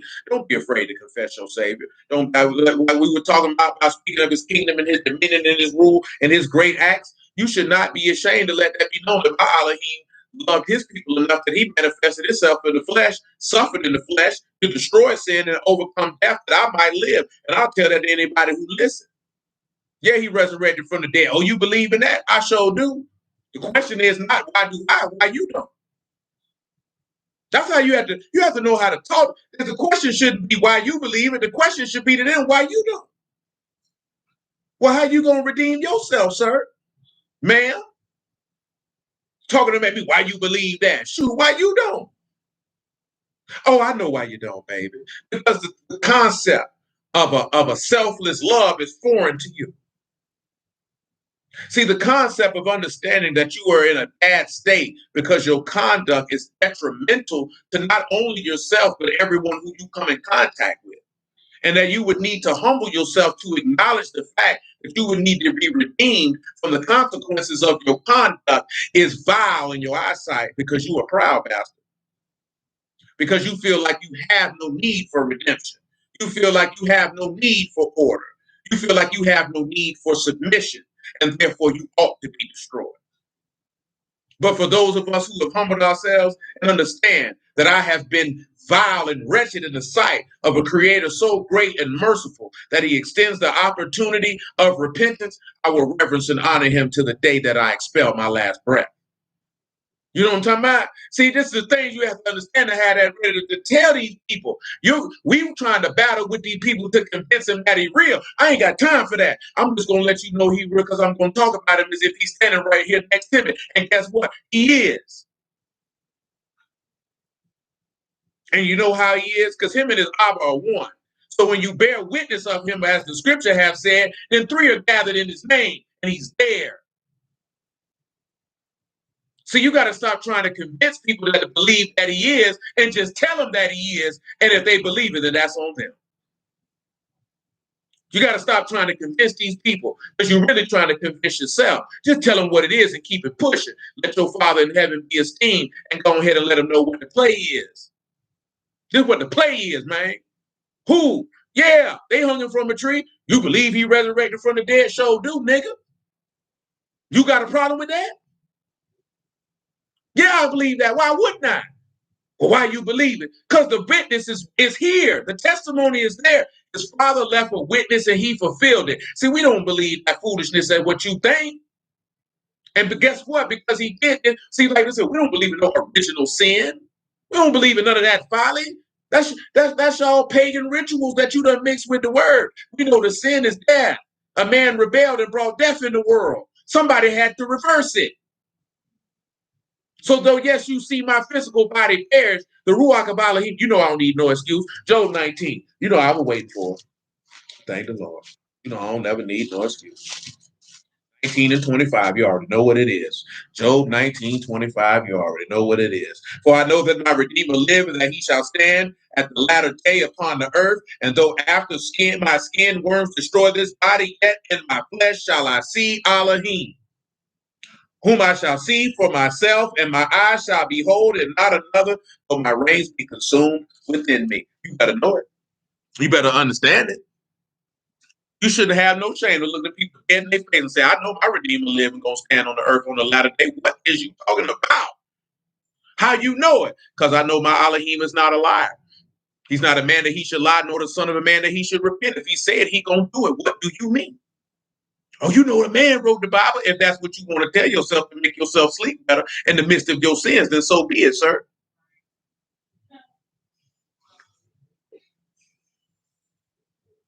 These are the things that you get to when you at a level of spiritual maturity and your service to Elohim, that you can look at man and you would not be bothered at the insults and the taunts.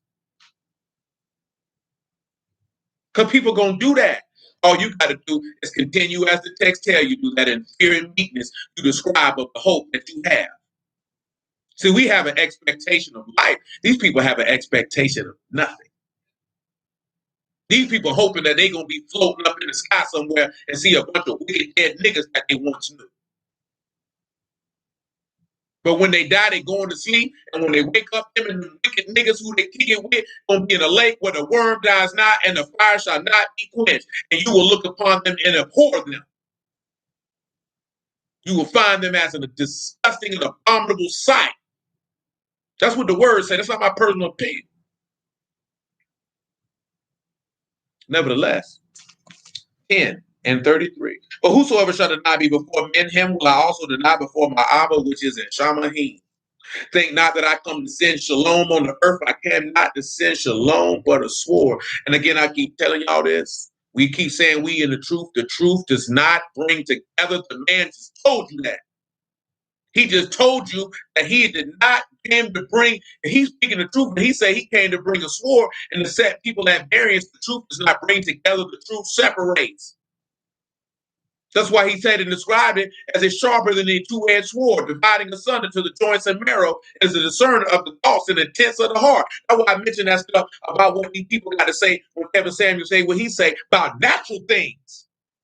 It's showing what's in their heart, that they have an utter disgust for masculine authority and correction. That's really what it's showing you. So just imagine as a man, you are serving an Elohim, and you coming with greater knowledge, wisdom, and understanding than that sinner's coming with.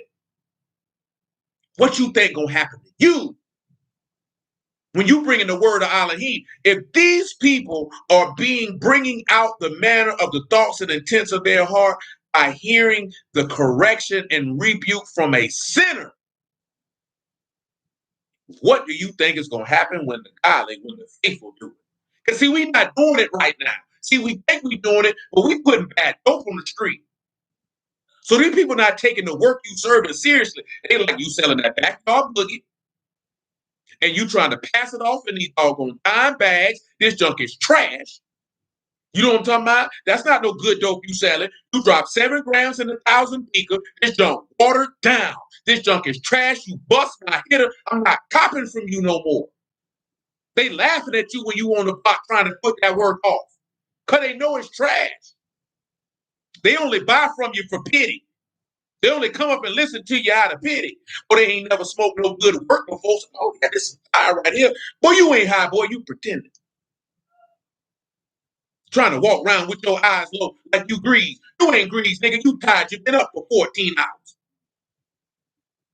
But when you come on that work and you pumping off that good work, the people don't want to talk for you. They say it's too strong. I can't take that. I can't smoke that. Why you selling that? But one thing, what happens when you selling that good work, your competition know that work good, they begin to hate. I'm telling you this from me being from personal experience. When your work better than the dudes that's on the block with you, they mad when them smokers come and walk past them to come cop your work. That's why people mad with that sinner, because people not watching them to watch him. That's why they were mad with the Lord. We're going to lose our place in the nation. These people not going to cop with you. Copping your work trash. They say, ain't nobody ever talked like this man before. He's speaking with authority, not like the scribes. He says, is Mashiach going to come and do greater miracles than what this man done did? Well, I'm copying from him. They say, oh, no, boy, he done raised Lazarus from the dead. Boy, they not going to copy from us no more, cuz. Our trap going to close. Well, we got to get him out of here. We got to drop it down on this thing. And that's exactly what they would have did. I'm just telling you the truth. When you tell the truth, you're not going to bring people together. You're going to separate them because the truth is going to show what is in a man's heart. And it's sad to tell you that the love of Elohim is not in everybody's heart.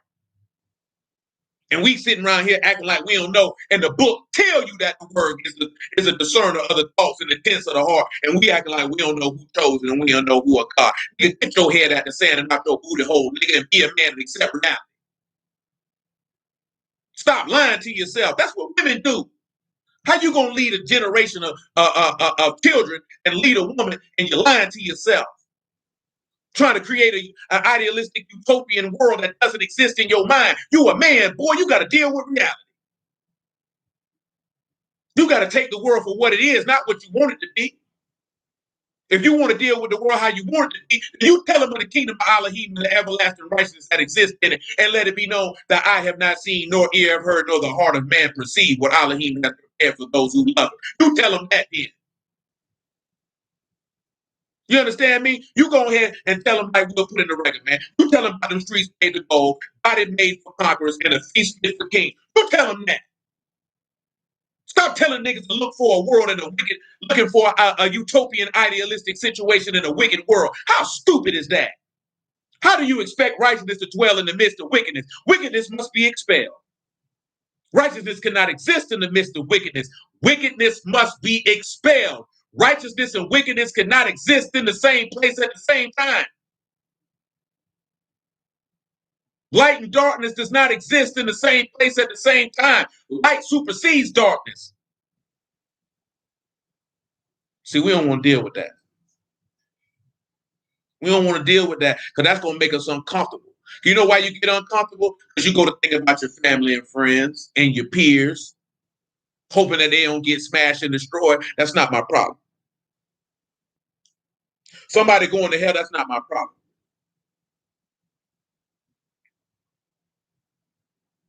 And when I say it's not my problem, I can't be concerned with people who have made a choice to suffer the consequences of a particular outcome and have no desire to reverse course. That's what I mean when I say that's not my problem. If that gospel's been presented unto you and you find yourself unworthy of salvation, then so be it. See, when I done told y'all this many days before, Yahuah ain't no simp. He ain't tell his apostles sit there and beg nobody to be saved.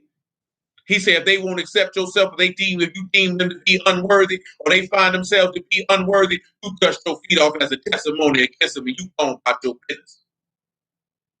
Sit nobody and beg nobody and belittle yourself seeking the validation of someone who deemed the information you speaking to be flat out stupid and idiotic. You gonna say absolutely not. You a man, you maintain your dignity and you take it to somebody who won't. That's how you're supposed to conduct yourself as a man. You don't beg nobody to love you. If they don't love you, then they stupid. That ain't nobody you want to deal with, no way. Niggas out here begging niggas. We got to wake our people up. Wake them up to what? If they hate God, let them hate them. Who am I to stop them? Ain't that what David told them when that man came out, that Benjamin came out cursing him? He said, let him get you. Who allowed it? He ain't sit there tomorrow. No, brother, we got to win that brother over. He said, no, don't kill him. Let him do what he do. If Yahuah see fit to let him do it, maybe it turn into a blessing for me one day. Let him run his mouth. I don't care nothing about what he talking about. See, that's somebody who got confidence in Elohim. Most of us don't have that. Most of us don't have that. So where we can look at somebody speaking evil of you and feel like, you know what, let that nigga talk. What that mean to me? That don't mean nothing to me. I'm not moved by that. We're just talking about an unwavering faith where you get to a point where you understand this. 10 and 35 though. Matthew, for I'm come to set a man at variance against his Abba, the daughter against her mother, and the daughter-in-law against her mother-in-law, and a man's foe shall be they of his own house. Hold, he that love father or mother more than me is not worthy of me. He that loves son or daughter more than me is not worthy of me. He that take not his stake and follow after me is not worthy of me. Oh, you having another God before Yahuah? You putting things before Yahuah? That's the first commandment. He told you not to do that. That man told you don't have no idols in your house, but you thought idols were crosses and pictures of Caesar Borgia. I don't even want to say why Jesus, because I don't care if you say Jesus or not. That's irrelevant to me. You want to put a white man on the wall, that's an idol. Shoot, this idol. Some people like, I ain't bowing down worshiping. If that's what make you feel better at night, baby, then so be it. You know what I'm talking about? Whatever make you feel better. I ain't here to argue with you about what make you feel better at night, baby. I just know I'm not finna do it. I know you ain't gonna bring that in my house, because we gonna box. Because I'm gonna ask you kindly to remove it. I got you. I'll grab that for you for in a minute, my G. I finished in Matthew 10. I'll grab that for you for a minute. It's right up. Matter of fact, we right over here by it. So, matter of fact, it's actually in this chapter. Just come on back a little bit. I'll get it right now for you, man. We in this chapter. We already in the chapter. 10 and 5. Back it up to verse 5, same chapter, man. Matthew chapter 10 and 5. These 12 Yahushua sent forth and commanded them, saying, go not into the way of the Gentiles and into the city of the Samaritans, enter you not, but go rather to the lost sheep of the house of Yasharal. And as you go, preach, saying, the kingdom of Shamahim is at hand.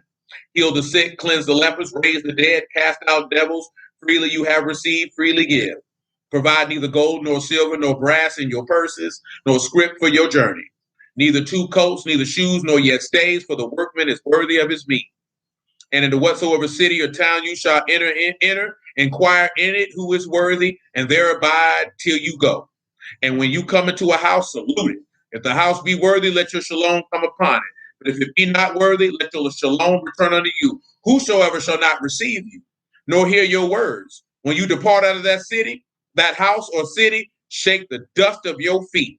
For truly I say unto you, it shall be more tolerable for Sodom and Gomorrah in the day of judgment than for that city. Woo-woo! That man said it'll be better in Sodom and Gomorrah than anybody who reject the gospel of Yahushua. That's hard words right there, man. And you know what he did to Sodom and Gomorrah. But he said if they don't want to receive what you're talking about, he said, man, screw them. And he talking about more. Remember what he said, right? I want you to look and pay attention to what he said.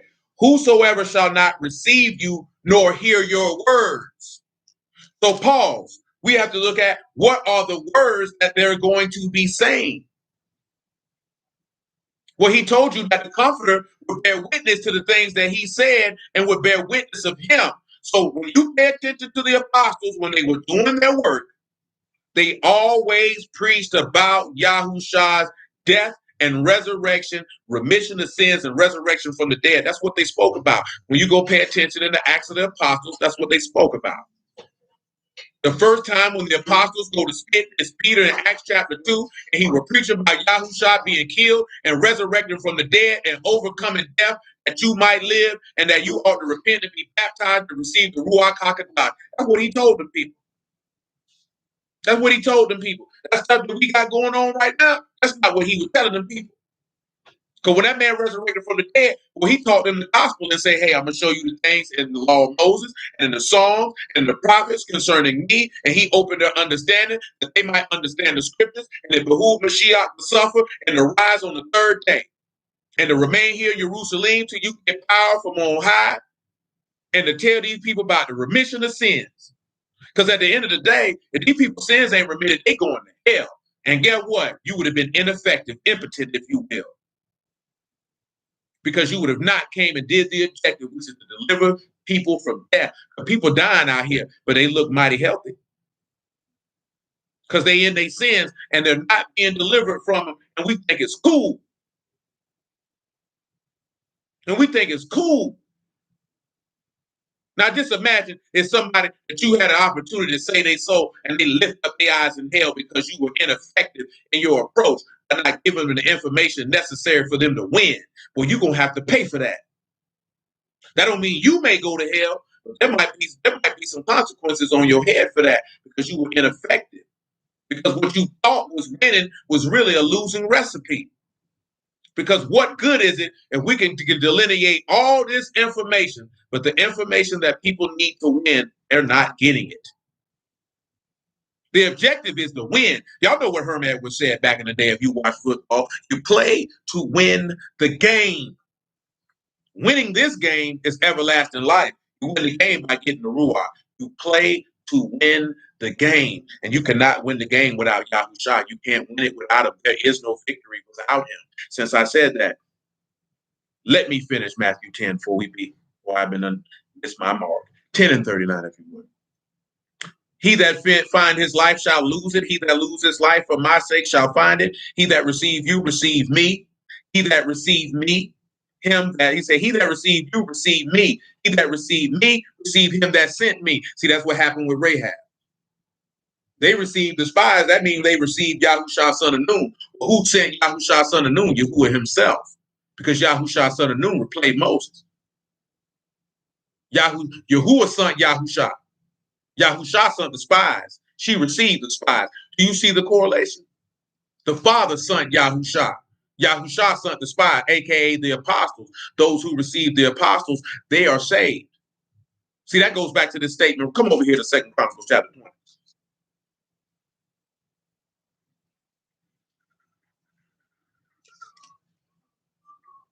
That's not what I want. That's not what I want. It must be 1 Chronicles 20 and not 2 Chronicles 20. That is not it either. I hate when that occurs. Come over to 2 Chronicles 20. I know it's going to pop up dead in my face in a moment.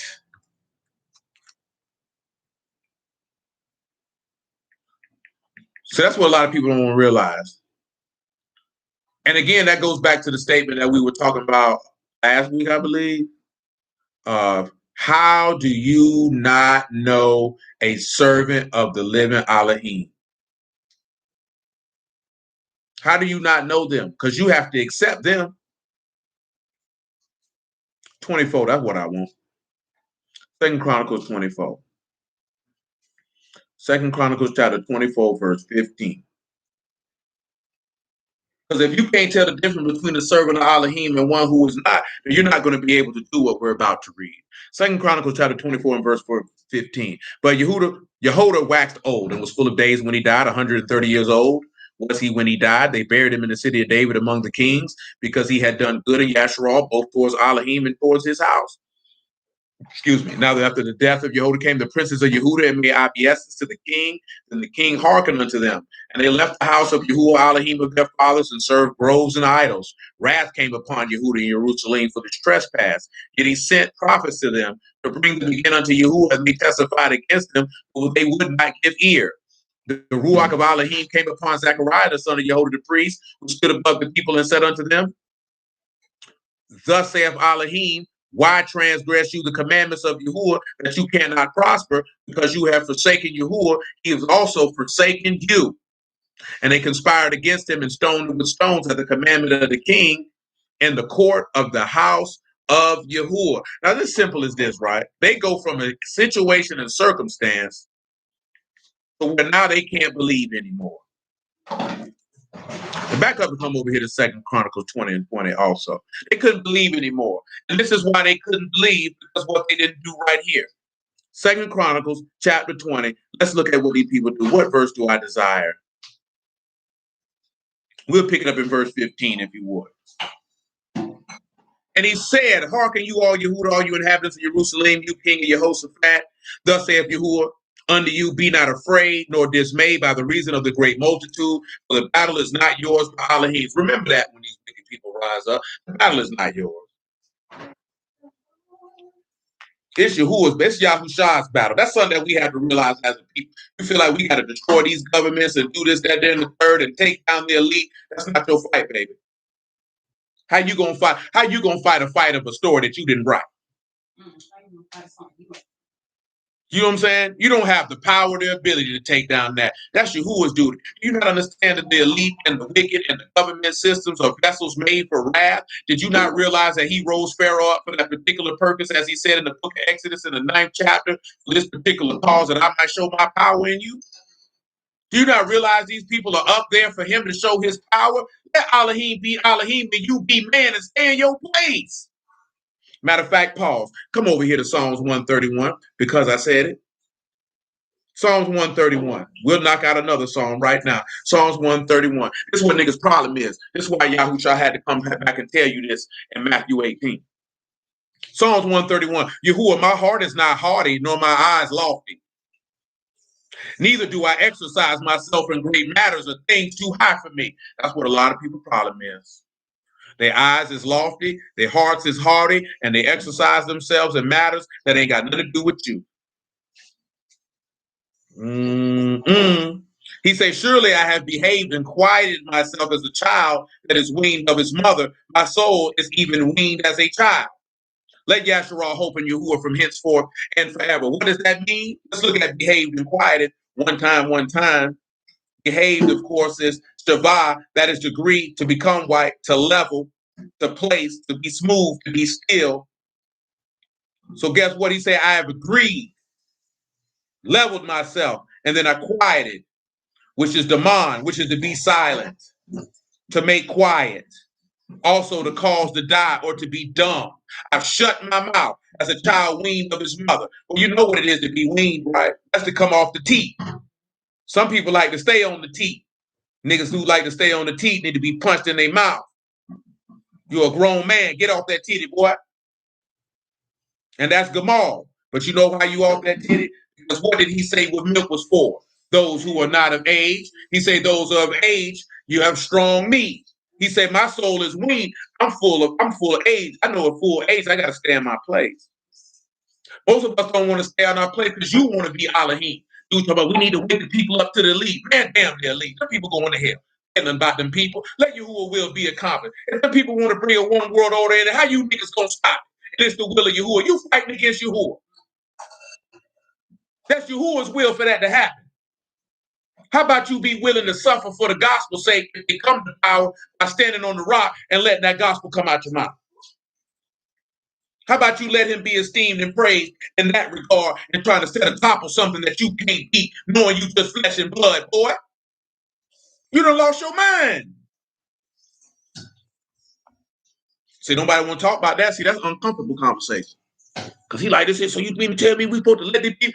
I ain't let these people do nothing. It ain't my job to stop them. I can't let them. I can't stop them. He put them there to do it. So get what? You think the people walk around, we need to stop Pharaoh? Now, time, there was them people in Egypt talking about we need to stop Pharaoh. You know the difference between you and them? You say you know Yahuah. They ain't know nothing about Yahuah. And they were crying out because by reason of oppression. And he had respect on them and heard they cry and came down there and bashed that nigga upside his head. That's what they did. But see, they'll mock you now for praying. That's all y'all black people want to do is pray. I ain't got time to be fooling with an infidel. If you want to mock me because I seek supplication from my father that he might relieve my stress, then so be it. Don't get mad at me because you ain't got no daddy. That's all the problem is. See, that's what a lot of people problem is. They protecting what they had in their childhood. They mad at you because your daddy was there. He took care of you. He bought you fly sneakers and took you places and taught you things. Ain't no different with dealing with you. Who they mad because you got a daddy and they don't. Don't get mad at me because your daddy don't answer you, nigga. Don't get mad at me because your daddy don't give you what you desire. My daddy do me right. All I gotta do is do what he asks, and he do me right. My daddy a good man. He just and righteous in everything that he do. But you mad at me because you ain't got no daddy. Oh, I know who your daddy is. Your daddy Satan. See, Satan don't give you nothing but hard times. And you mad with me. Don't be mad with me, nigga. With your punk stinking self. And I still ain't finished this doggone Matthew. But it's all good. Come on back to 2 Chronicles, man. Chapter 20. Where I was at. About verse 15. I'm in verse 16. He said, tomorrow go you down against them. Behold, they come up the cliff of Ziz. You shall find them at the end of the brook before the wilderness of Jerel. You shall not need to fight in this battle. Set yourselves and stand you still and see the salvation of Yahuah with you, O Yehudah and Jerusalem. Fear not, nor be dismayed. Tomorrow go out against them, for Yahuah will be with you. Let me tell y'all something real. If you didn't know and if you hadn't heard, now you will hear. When you turn around and you look at what's going down against the beast, guess what you're going to be doing? Sitting still and seeing the salvation of Yahuah. You ain't going to be fighting against no beast. Because that man told you in Daniel, this man will be broken without hand. What battle you going to be fighting? Matter of fact, I done asked y'all this many times over the years for those of you who've been here for many a season. But for those of you who haven't, ask yourself this question. Anytime you came up under the authority of another person, a group of people, when did you ever have to fight them? You didn't have to fight your way up out of Egypt. Yahuah did it. You didn't have to fight your way up out of Babylon. They told you to slide. They told you to slide. Anytime you got in a battle with the people, it's for you who are using them people to destroy you. Because we can't talk about the battles coming out of the wilderness because he set that up for you to take their land. In the book of Judges, he set that up to be able to show you that I can deliver you from those who come against you when you sin against me, and you still didn't believe. So at the end of the day, boy, Yasharal ain't never fought their way up out of nothing. Never had to. Well, you got Yahuah. Why you think you need to fight when you got the Almighty Elohim? Fight for what? That doesn't mean we talking about you ain't never got to do nothing, because we know the boys got it done. They got it in when they got it in. But also, them people understood, boy, it was Malachi going before them and fighting. They were not destroying these people through their own might and their own hand. They understood and knew that. See, these people sought supplication to Elohim before they went out to fight. Let Yahuah be esteemed. See, at the end of the day, everything needs to go back to who it needs to go back to, and that's Yahuah. That's who deserve all the praise, honor, and esteem. That's who get all the credit. That's who doing all the work. You ain't doing nothing, yo. Nothing. Let Yahuah's name be esteemed and praised through his son. You're not doing anything. And if you think you are, there's something wrong with you. Amen. I'm with you when you're right, bro. You say it's a big difference when you can speak of a father and know you can stand on whatever he say. See, most of us, you ain't had no daddy who you know your daddy was solid. One thing for certain, and two things for sure. If you ever been around a man, you had any type of man who was older than you, and you know that you could depend on him, he was in your family to give you information and that he could come through. It's easy for you to understand my dad. See, that's the thing right here, right? Again, just referring back to this sinner on a natural level. This man heard for months, oh, you need to check your tone, how you talk to people. And this man has actually taken a conscious approach to say, let me be more cognizant of how I communicate to these people. You know why a person would do that? Because he genuinely has love and care for the people who he's talking to. Most of the people who have something to say about somebody who's actually trying to get information for people to be better don't give a damn about you. See, somebody who's willing to look you in your face and speak uncomfortable truths and point out things for your betterment, those people actually genuinely care about you. See, I'm going to tell you something real, man. Niggas like Umar Johnson and Derek Jackson and all these other niggas, they don't give a damn about you. Most of these Hebrew teachers, they don't give a damn about you. You know what I'm saying? They don't give a damn about you because they don't care about you being better. They don't care about you winning. They don't care about you being a righteous man, a virtuous woman, a just individual. They don't care. People don't care about you getting the outcome in life that you desire, that you might have joy and happiness in your physical existence. They don't care. People would rather ridicule somebody who's, this is also a different type of thing, right? It's a different type of thing. Somebody who demands greatness of themselves is going to demand that from the people around them. Most people are very unaccustomed to someone having demands that they actually perform. It makes people uncomfortable. That's why people don't like people who tell the truth, because there's a demand being placed on you that you're going to have to elevate your level of play. Why won't you let me remain mediocre? Why won't you let me do less than what is desired and required? You have to look at that, because I'm just like this here, man. I remember when I was younger, man, my homeboy got mad with me because we were sitting in the trap reading Dr. York scrolls and stuff like this here. And I told him that black people are the stupidest people on the face of the earth. This is 2003. I remember that because we were trapping off up. And he was mad with me because he was like, you be on this pro-black stuff and then what you said. But when I got out of prison, some years later, he said, I see why you said that. Because what I meant, I could say that black people are the stupidest people on the earth because I'm black. And the reason why I was making that statement, I was also including myself, but he didn't realize it at the time, because I'm sitting in a dope house with you selling dope. So how stupid am I? I can't say this and exclude myself from the conversation when both of us are having this conversation in a dope house. You know what I'm saying? We're a group of people who do not use our intellect to do things on a grand level, on a natural scale. And we're definitely not using any spiritual insight because we refuse to humble ourselves unto him who deserves service and humility. So that's pure stupidity. And when I turn around and I look at it now, we are in a generation of mediocre people who think they're great. And they think they're great by the reason of existing. That's why you don't tell little kids that they're great for doing regular stuff. I just told somebody I knew, right? Brother hit my phone, man. He said, yeah, I got my car. And I think, what you think I'm finna celebrate you as a 30-plus-year-old man buying a car? Nigga, that's regular stuff. You're supposed to do that. They were like, you're supposed to celebrate your friend for doing regular stuff. For doing regular stuff. Getting your own place, having a car, having a job, niggas, that's basic. That's why niggas are mediocre and trash, because you're celebrating niggas for doing basic things. So they really think they've accomplished something great. So it makes them feel comfortable to remain mediocre. But you know why individuals look at that? Because most of us don't have men who demand. So, nigga, what do you think I'm going to feel about that? That's why he says show reasonable service to make yourself a living sacrifice. I keep the commandments. And you think you're supposed to be celebrated? Nigga, that's basic. You keeping the Sabbath but not eating pork, nigga, you a basic nigga. What you telling me about? What I'm going to be? Ooh, boy, that's a righteous man right there. Boy, that nigga don't eat no pork chops or no shrimp. Nigga, you basic. I'm not clapping no hands for that. That's what you supposed to do. Straight. He said, why you ain't tell me I had a new car? Because I'm supposed to have a car. That's normal. Now, like I said, like I told him, I said, it'd be different now. If you was like, yeah, boy, I've been trying to get this brand new Benz, boy. Boy, I just got them, boy. I just got the 2021 S-Stock. Well, shoot, boy, pull up. Let me see that hole. Because that's something you worked towards that. That was a goal for you. You accomplished that. That is to be acknowledged. That is to be acknowledged. Because that's not regular stuff.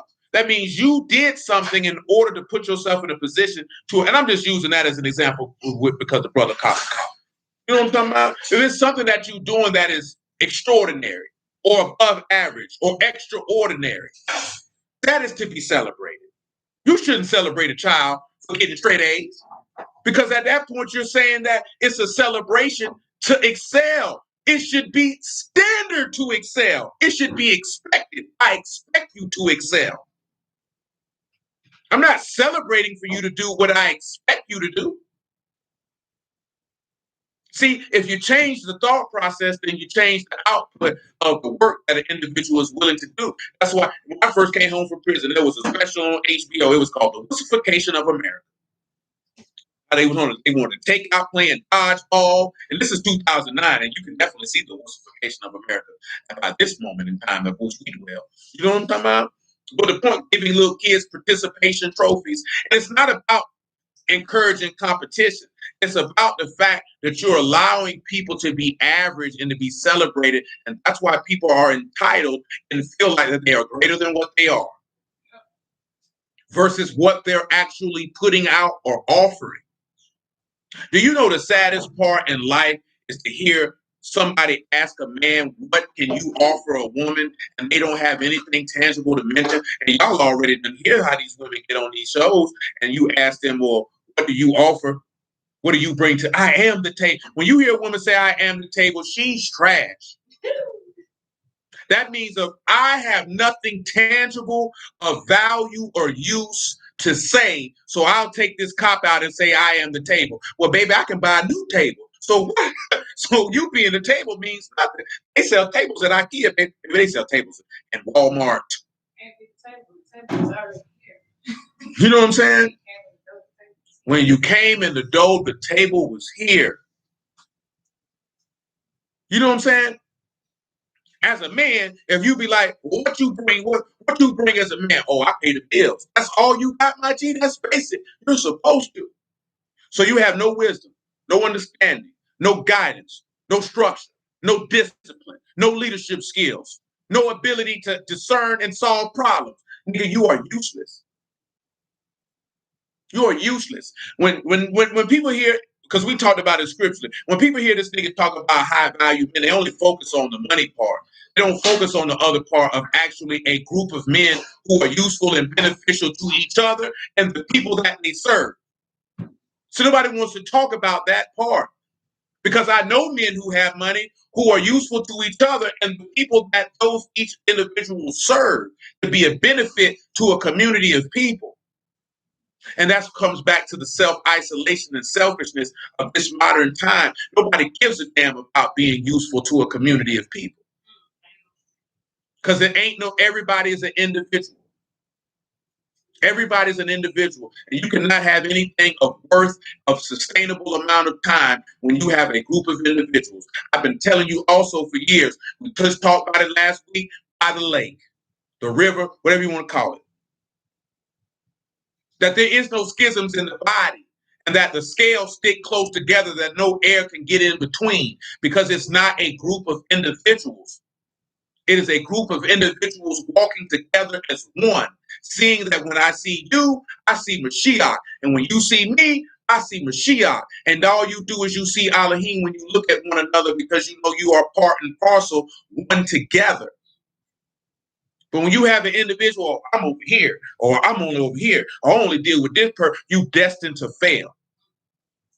What you begin to perceive to be success is eventually going to fall apart, because you're going to be isolated. And when you're isolated, you will not have the reinforcements to call to be able to assist you. That's why our people are in the detrimental situation that they are in now. Because you have a group of individuals. Though they may be a part of an organization, they do not see themselves as a part of an organization. A lot of people sit back and say, it don't feel like family. Most people don't feel like family because you don't want to operate like one. Or you want someone to operate on your terms. You're a selfish bastard. And that's what most people's problem is. You want people to operate on your terms. You don't want to operate on the terms that have been laid. You want to operate how you want to operate because you want a self-serving situation. That's what people's problem is. Everybody wants to be served what they want to serve, but they don't want to serve anyone else.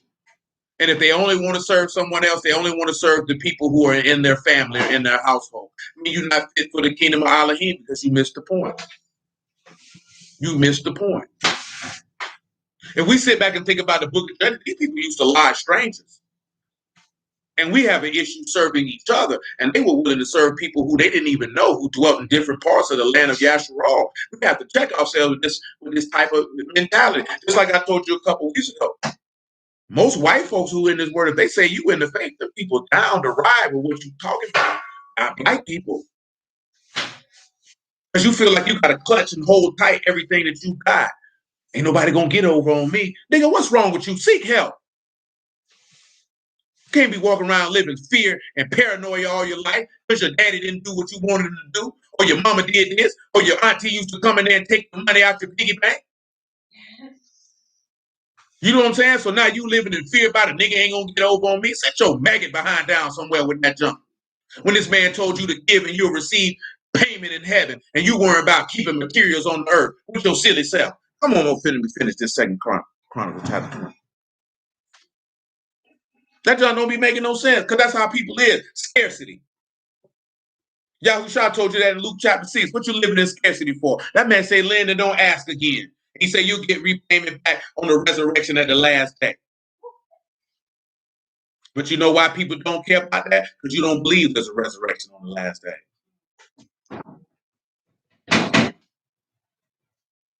Verse 18. Second Chronicle 20. Jehoshaphat bowed his head with his face to the ground.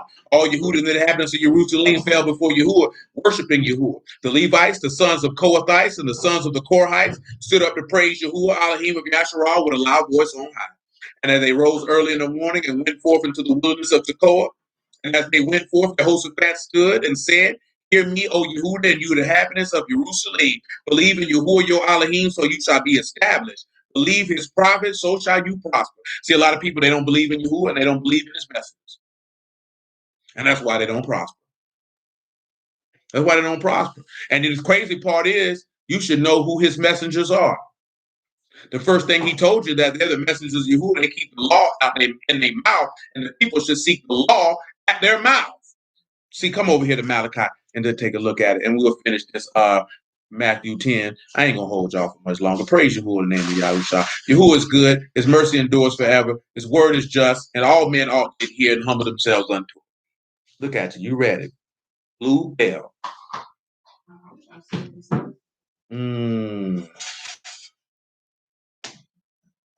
Malachi 2 and 5. My covenant was with him of life and shalom, and I gave them to him for the fear wherewith he feared me, and was afraid before my name. The law of truth was in his mouth, and iniquity was not found in his lips. He walked with me in shalom and equity, and did turn many away from iniquity. For the priest's lips should keep knowledge, and they should seek the law at his mouth, for he is the messenger of Yahuwah of hosts. Notice that knowledge. That's what the priestly lips should keep, knowledge. Now let's see if it's Da for 9. Because you know Da is the knowledge of Elohim. And that's what it is.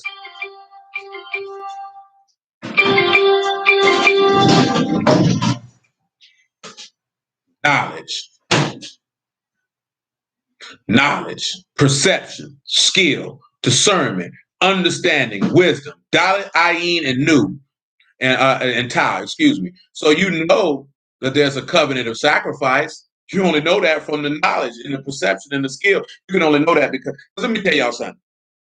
An apostle by proxy is a prophet, but he's not a prophet in application. Because a prophet is one who speaks an event before it happens. But he tells you in Revelation that the testimony of Yahushua is the ruach of prophecy. Therefore, when an apostle preaches of Yahushua, they're speaking in the spirit of prophecy, but they do not operate in the office of a prophet. You understand? Remember what the law says? The law says that if a man is a prophet, Yahuwah will do what? Reveal himself unto him himself. Did he not? Say he will appear to him in a vision or a dream. Anybody who's an apostle, Yahushua reveals himself to them directly. That means they don't get the information or the knowledge of Yahushua from a man. Yahuwah gives that to them directly. Most individuals say they're an apostle, but yet the gospel of Yahushua is not in their mouth. They can't open up the text and show you him out of the text. How are they an apostle? See, we like to say an apostle and a disciple is synonymous, and they are not. You can be a disciple and not be an apostle. Apostles are men who Yahushua himself has chosen to reveal himself to. And that's something that we don't understand because we want to equate that to Christianity about speaking about Yahushua. That's how most of the people we know in the world hate you. But come on back over here to Matthew chapter 10, though. I pick it back up in verse 4. He that receives you, receive me. He that receive me, receive him that sent me. He that receive a prophet in the name of a prophet shall receive a prophet's reward. He that receive a righteous man in the name of a righteous man shall receive a righteous man's reward. Whosoever shall give to drink one of these little ones a cup of cold water only in the name of the disciple, truly I say unto you, he shall no wise lose a reward. That's why Rahab had a reward, because she received those whom he had sent. That's why when you look at that, Yahuwah sent Yahushua, Yahushua sent the spies, Rahab received the spies. Rahab receiving the spies was the same as her receiving Yahuwah because Yahushua the son of Nun's son. That's why her whole house was able to be saved. So now when you sit back and you look at that, the Father sent the Son, Yahushua son of Nun, who sent the apostles. Whosoever received the apostles, aka Rahab, they will get everlasting salvation and dwell in the kingdom of Elohim forever. And it's going back to the point of the Eden. We really just focus it on Rahab instead of multiple different people that Elohim will set aside the godly for himself. He set Rahab aside for himself. He don't need a reason for it either. And I purposely went over here and stayed over here to focus on this woman to show that women can be saved. A woman can have the same level of faith as a man if she heard and believed. Most people don't hear and believe. Most people don't hear and believe, sadly. That's sadly the reality of the world of which we dwell, that most people don't hear and they don't believe. Let me give me one more person who he set aside for himself. Screw it. We'll use Paul. We around here for the purpose. Screw it. Acts chapter 9.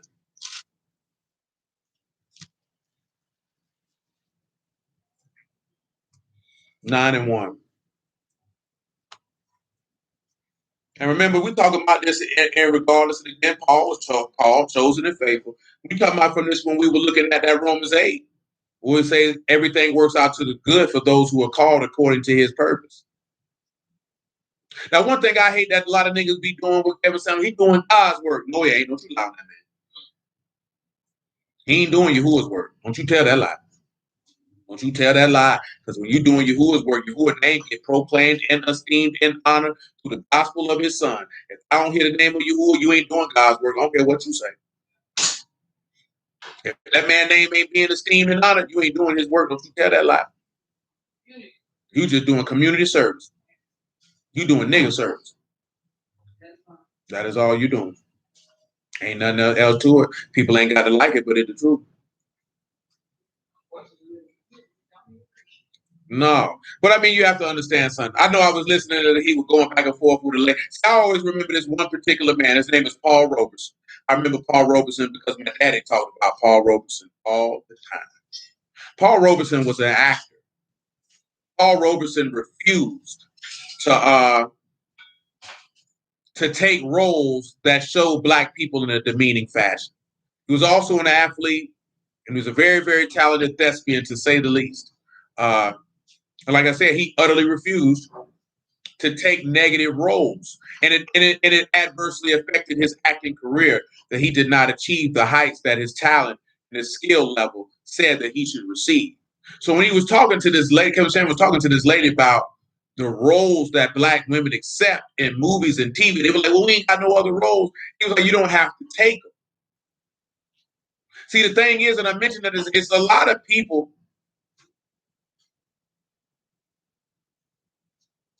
Okay, I got you. No sweat. A lot of people are not willing to sacrifice things to stand on principle. A lot of people are not willing to do that. A lot of people are not willing to do that, which is to sacrifice things to stand on principle, to be willing to lose, because this man felt like me not demeaning my people was greater than any monetary benefit or status that I could achieve. When you turn around and you look at Yahushua and what he did, especially what Satan offered him and how the scribes and the people were coming at him, that man was willing to sacrifice all those things to stand on principle. Him willing to sacrifice his name in heaven, his station in heaven, everything that he had, he was willing to do that on principle. These are things that we would really be having to look at. I mention that because the lady made all these excuses. Like, again, I'm going to mention this here because I was talking with a brother that I know earlier today. I was telling Darius about it as I was having, and I'm talking to him because it was on Facebook. But he was asking, like, why are men not emotional? And I told him, like, yeah, you know, you don't want to cry in front of your woman. He was like, why is that the case? Because she's not going to respect your ability to lead. When you see the spiritual torment, or I want to say torment, but the spiritual wrestling that Yahushua had, he did not allow his apostles to see that. Because how are they going to trust his ability to lead? They're going to see you as unstable. He said, yeah, I heard. Let me tell you something real, right? At the end of the day, if you had an issue for, what you going to your old lady for? What benefit and information could she really give you? See, the women looking at it because they're nurturers. And we're not knocking them. This is no knock on a woman. She's a nurturer. She's going to want to comfort and care. But if you're a man and you have an emotional issue, or because you don't really have an emotional issue, you have an issue that's triggering an emotional response. Let's just deal with that. Because if you're just emotional for emotional, you a hoe. You need to get up and stop sitting down and peeing and stand up and be a man and urinate. We have to deal with the reality of what it is. There's an outside stimuli that is causing an emotional response. So you would need to identify the outside stimuli and why it is causing that emotional response. Because when you have an emotional response or you have a term time of depression, anybody who's been depressed, been sad, you know that something is telling you that you're doing something that is not benefiting your life and you need to change it. You know what I'm saying? You know that. That's why you're sad. That's why you're depressed. There's something you're doing that is not giving you the outcome that you desire, and your mind is telling you you need to change it. So you going to a woman who is not a problem solver with that does not benefit you. Because she's just going to want you to vent and tell all your feelings when you need a solution to the outside stimuli that is causing the distress. She can't give you that. She's not equipped to. It's not in her nature. That's not to say that no woman can do that, but consistently, you really want to depend on a woman for counsel and direction? Because after you tell her, this happened to me and I'm feeling stressed, and then she going to look at you and be like, it's going to be okay, baby. Everything going to be all right. That's not a solving to you. You're not a child. You're a man. That's what you tell a child. Men need solutions to their problem. And that's what you telling me it's going to be all right, then do a damn thing for me. Because that outside stimuli still has me distressed. I still need a solution to the problem that I am facing that is causing me to have an adverse reaction. So the only thing that you can do is two things. You need to seek your maker first and foremost, and then you need to seek your brothers. Because the difference between your woman and your brothers is, after you do all that, your brother's going to be like, now what we going to do about this, bro? Because we've identified what the problem is. We see why you're reacting in this fashion. What is the solution that we can come up with to alleviate the stress? A woman is not going to do that because that takes three-dimensional thinking, logical and critical thinking, and the removing from emotion in the response. It's not in her, because she's looking for you to solve her problems. How is she going to solve yours? Think about that. That's why Yahuah didn't go seek it to his apostles and say, what should I do, fellas? He got to seek his father. They can't solve his problem because they're looking for him to solve theirs. That's leadership. That's the cost of leadership. That's why when you hear him talk about high value men, and it's a circle of men, because if one man has a problem, he can go to the other men. Those men can give him a solution. That's why you can't roll dolo. Because when you roll dolo and you have no problem, who are you going to turn to? That's why he say it's better, two is better than one, because if one fall, who gonna pick him up? Man, the man tell you how to operate and move, we refuse to do it. And then wonder, why is my life like this? Because you're an idiot. You're an idiot because you don't listen. You don't follow the man that gave you the blueprint to make sure your life is smooth. Are there going to be bumps, tribulations, and afflictions along the way in life? Absolutely. That's just life. But your ability to deal with them will be smooth because he's giving you what to do. All you have to do is just follow it. That means you would trust your father's wisdom and instruction enough to say, oh, my daddy wouldn't steer me wrong. My daddy know what he does. I know my daddy. My daddy is sorry. My daddy. You like to see it, right? Because you have to look at it the same way. The same way if some of you were raised by your father and he was the greatest man you ever seen in your life, he was just larger than life and a superhero to you. That's how you supposed to see Abba and Shamahin. That's how you supposed to see Yahuah and talk about him in the same way. Oh yeah, my daddy's great. My daddy's great. What do you mean? My daddy does this. My daddy does that. My daddy did this. My daddy did that. My daddy says this. My daddy said that. Oh, my daddy didn't teach me that. Oh no. My father don't teach that. No, that's not what he taught me in my house. We don't do stuff like that. I don't know where you get that from. We don't do that over here. Not in my house. No. He didn't teach me that. I don't do stuff. This is what we stand on over here. You're supposed to say that with pride. Because you talking about him. You're a representation of him. You love everything he taught because you know his like this here, man. I told you before, man. I be hearing these sucker niggas on YouTube, man. These old lame cornball nigga can't get no hoes. That don't disgust me because it's leading men astray. It's not leading men to be men and lead. It's leading men to be worrying about bagging hoes who ain't even wives. So what? That hoe look good. She ain't even a wife. Why you chasing this hoe? You know what I'm saying? That just pisses me off because at the end of the day, man, look here, the sensation in the tip of your penis is going to be the same no matter what vagina you put it in. So because she look good, that don't make her no wife. And then you got a generation of buster sucker niggas teaching niggas to chase women who are not even wives.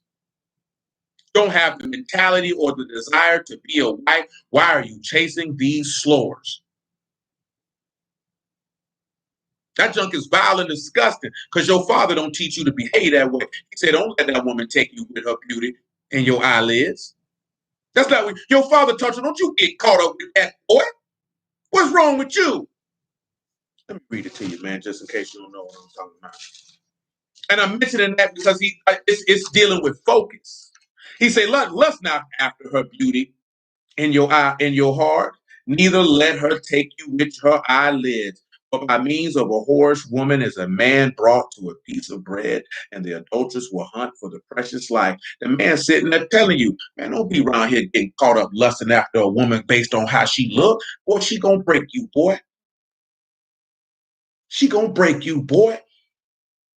That's what I mean. The man that taught you what to do, and these cornball suckers. I'm talking about, man, they got niggas going. That's why they said, man, one thing I can say, man, them red pill niggas, a lot of them niggas busters, bro. A lot of them niggas not teaching niggas really how to be a man. Them niggas teaching you how to get coochie. At least I can say one thing about Kevin Samuels that I respect. He trying to get people to get married. He ain't teaching nobody to chase no coochie. He's trying to get people married. Because at the end of the day, you can't build a culture and a community of people without marriage. It's impossible. Marriage is the greatest structure that Yahuah has ever created for a vehicle for building a community. That's why it's honorable in his eyesight. That's why he said, if a man find a wife, he find a good thing, he'll attain the favor of Yahuah. Yahuah will look upon you with grace and mercy because you've done something that he deems to be honorable. So of course he's going to show favor unto you because you're operating in a fashion that he deems to be just. You're not out here defiling yourself. You're possessing your vessel with sanctification and honor, and you're not defiling the creation that he created by placing your penis any and everywhere you can find it or allowing multiple men to plunder and pillage in your womb.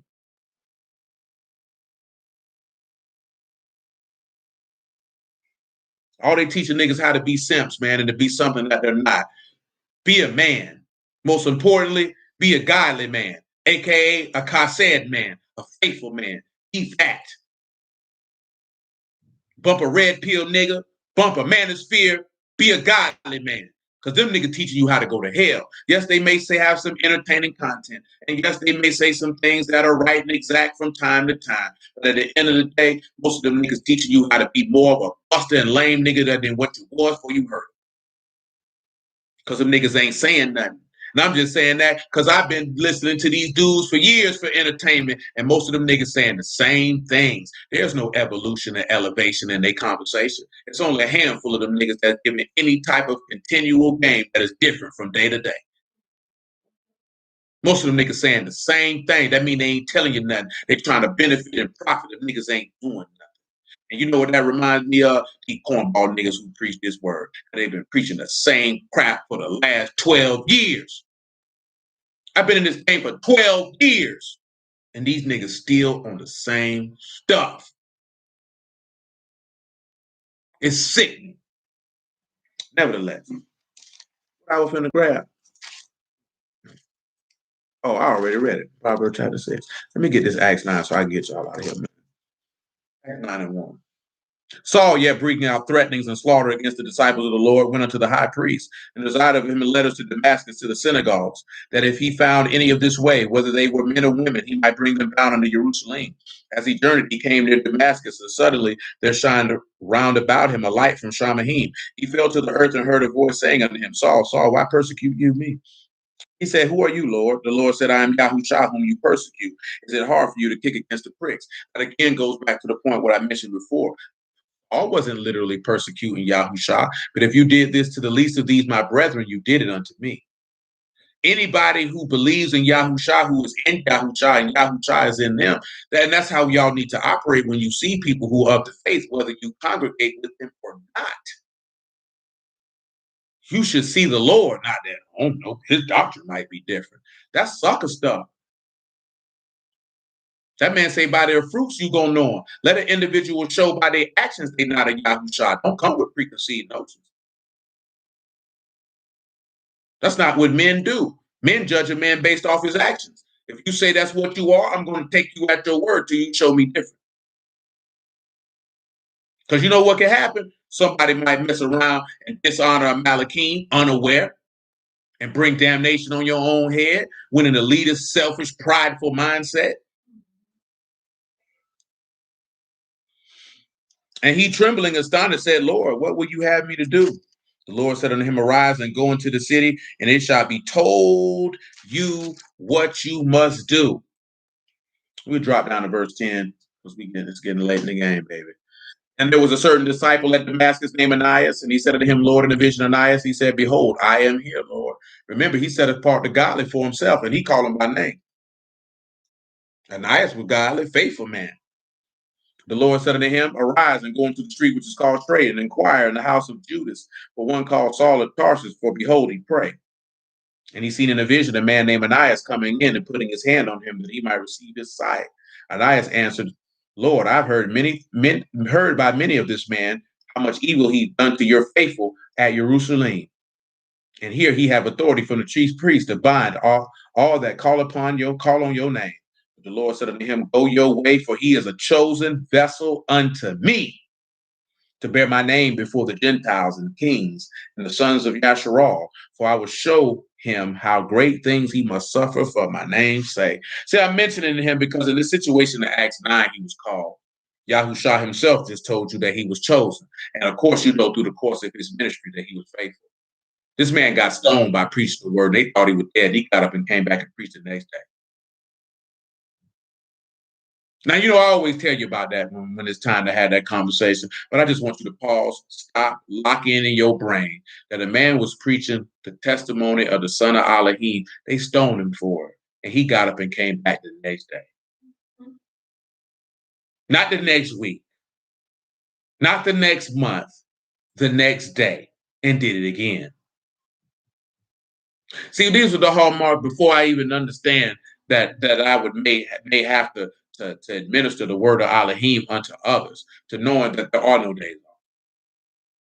There is no I don't feel like it today. Not if a man could be stoned for preaching righteousness and get up and come back the next day. How could I ever say I'm tired, I don't feel like it? Ain't nobody stoned me for preaching no word. So you mean to tell me you can't get your sorrow behind up and go do what you're supposed to do? Ain't no excuses. Ain't no excuses. These are the things that I be wanting y'all to look at and see how somebody behave themselves and the things that they went through when you go to talking about what you can and can't do. Niggas be around here talking about I'm tired on the Sabbath. I'm going to stay to the house. You selfish bastard Jew. This day ain't about you, nigga. Imagine if I told y'all I was tired. I don't feel like preaching today, man. Get it how you live. Well, that's how I feel when you say I'm staying to the house today. I'm tired. You rotten bastards. You selfish nigga. You selfish nigga. I'm talking about your daddy ought to kick you square in your butthole. Straight up and down. Because that's selfish. You're only thinking about yourself. That's why our people won't get nowhere, because we only think about ourselves. I mean, like, I be tired. Shoot, nigga, I be tired too. I want to go get in the bed. But no, I'm going to do what I got to do. And it ain't even because I got to do it. Because like Paul put, if I do this thing willingly, I have a reward. I do it for the love. I love to do it. Yeah, so now I want to go get in the bed. I could only preach one time a week like most of these niggas, but why would I do that? Why would I do that? That's detrimental to you. That's my point. And they don't even care about y'all. Shoot, truth be told, and shoot. It's a few on here who know it because you've seen it live and in person. I told you this before. Boy, if it were possible that bills could be paid and I ain't have to leave, boy, my door be open every day of the week. You slide through, I got some work for you. I'm here. Come get, you want to get served trap open every day, never close. That's not as easy to pull off now. But I definitely that's why sometimes I get frustrated. I really want to have that ability, not to just be like, oh, I just don't want to feel like going out in the field, but the ability that I could administer the word every day of the week with no encumbrance of any outside responsibilities. Because I enjoy doing it. It's fun for me. That's nothing. Yeah, it's a delight. Come over here to Acts 2 for the brother real quick, man. He had a question on that. I'm gonna let y'all slide. He wanted to see about Acts 2 and 17, and I know that's referring to what's in Joel chapter 2. So we'll read Acts 2 starting at verse 14 and then actually go to the spot that verse 17 is referencing. But Peter, standing up with the 11, lifted up his voice and said unto them, You men of Yahudah, and all you that dwell in Jerusalem, be this known unto you, and hearken to my words, for these are not drunken as you suppose, seeing it is but the third hour of the day. But that which was spoken by the prophet Joel, it shall come to pass in the last days, saith Elohim, I will pour out my ruach upon all flesh, and your sons and daughters shall prophesy, and your young men shall see visions, and your old men shall dream dreams. And on my servants and on my handmaidens will I pour out in those days my ruach, and they shall prophesy, and I will show wonders in Shamahim above, and signs in the earth beneath, blood, fire, vapor of smoke. The sun shall be turned to darkness, the moon into blood, before the great notable day of Yahuah come. And it shall come to pass that whosoever shall call on the name of Yahuah shall be saved. So let's go over here to Joel chapter 2, because he was asking, was this literal in our day or has already been accomplished? This matter has already been accomplished. It was accomplished on the day of Pentecost, of what he was referencing. But it does not mean that certain matters of forfeit, his ruach falling on men to prophecy, does not continue unto this day, because it does. I'm over here to Acts chapter 2. Oh, you're welcome, Maggie. That's no problem. What I want to pick this up at in Joel 2. We have to move around a little bit. First and foremost, because this is what we'll do, because we talked about Joel 2 a few months back. When you look at verses 1, because it's getting late and I'm not going to run the whole thing down. When you look at verses 1 to 11, that's dealing with the coming of Yahushua. Some of y'all know because we went over it recently. When you sit down and you analyze it, and I'll do it briefly because I don't like to do stuff and then it's like that. You got to blow the trumpet to sound the alarm. You should know from Numbers chapter 10 that the blowing of the alarm is for the moving of the camps. You know that he told you that he shall come back with a trump at the last day. Tell you that in Isaiah, he tell you that in Thessalonians. Then the land is going to tremble for the day of Yahuah come. You know that he will make the earth shake to and for like a drunkard. Of course, you know the gloominess, the clouds. It's never been anything like this day, and nothing's going to be after it. You know that, so you notice this how he let you know a fire coming before them and behind them. You know that he's coming to burn the earth with fire. Then he said the land is as the Garden of Eden before them, and behind them a desolate wilderness. This is how you know, because he told you that he's going to make Jerusalem as the Garden of Eden, or the paradise of Elohim. It's reference in Revelation 2. And of course, you see the appearance of the horses. This is the Malachim, or the, as it speaks in the Epistle of Jude, about verse 13 or 14, maybe verse 17. Y'all know what's that. About those coming with him to do battle, to destroy these people. When they tell you the moon will be dark, the sun will be dark, the stars will withdraw his sign, and Yahuah shall utter before his army, his camp is great. Y'all know these things. So this is the coming of Yahushua that's referencing from Joel chapter 2, from verses 1 to 11. It ain't niggas getting superpowers like these brews like to tell you. But then he tell you before this here, turn to him with all your heart, with fasting, weeping, and mourning, and rend your heart and not your garments, and repent. Because then he said, how if you repeat will return, he'll leave a blessing behind, a meat offering and a drink offering, even unto Yahuah your Elohim. And you know that Yahushua is your meat and drink offering according to Numbers 28. Then he say, blow the trumpet and sanctify fast, call a solemn assembly. Now he's referencing what? Solemn assembly is referenced in tabernacles, but also when you're talking about setting apart a fast, you're dealing with atonement. Either the people set apart that body, assemble the elders, those that suck the breast, like the bride forth come of his chamber, and the bride out of the closet. The simple fact that he's mentioning that in the solemn assembly, and the solemn assembly that is mentioned in Leviticus 23 is tabernacles, is talking about the gathering of the people unto Yahushua upon his return, to let you know that you will be gathered during tabernacles. You hit verse 17, the priests and the ministers are going to weep, spare the people, don't give them to the heritage. How shall the heathen rule over them and say among the people, where's their Elohim? Taking us back to what was in Revelation 17, what we started with, that the people who are with him are called, chosen, and faithful, because the beast and others will begin to mock you because of what they are going to do to you. They're going to slay you. They're going to kill you. That's when he said Yahuah will be jealous for his land and pity his people. Which takes us back to Deuteronomy 32. When he sees your power is shut up and gone, then he will come and execute judgment on your behalf and redeem you from your enemies. There's multiple different things going on in this chapter. If Yahuah permit, we'll revisit it in the near future in a more detailed fashion. When you look at verse 19, the people will answer, I send unto you corn, wine, and oil. You shall be satisfied. I will make you no more reproach. You are in the kingdom of Shamahim. He's already told you that. When you've seen that corn, wine, and oil, you should already know what time it is. But if you don't, it's okay.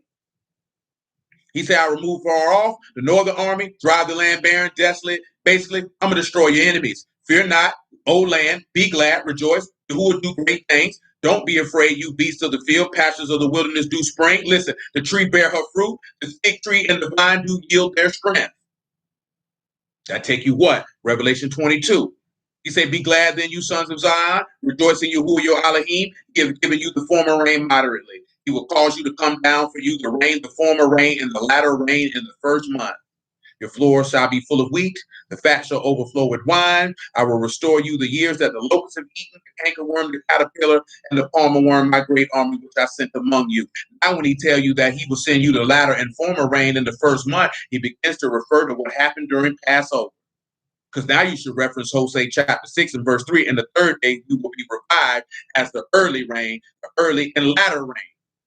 Because now you have the Ruach that raised Yahushua from the dead, which can be dispensed upon you in the third month, aka Pentecost, which we just started off in Acts chapter 2.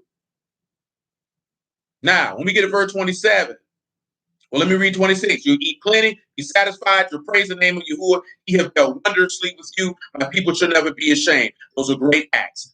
That goes back to what we were talking about in Psalms 145. Speak of his great acts, his great matters, and let that be known.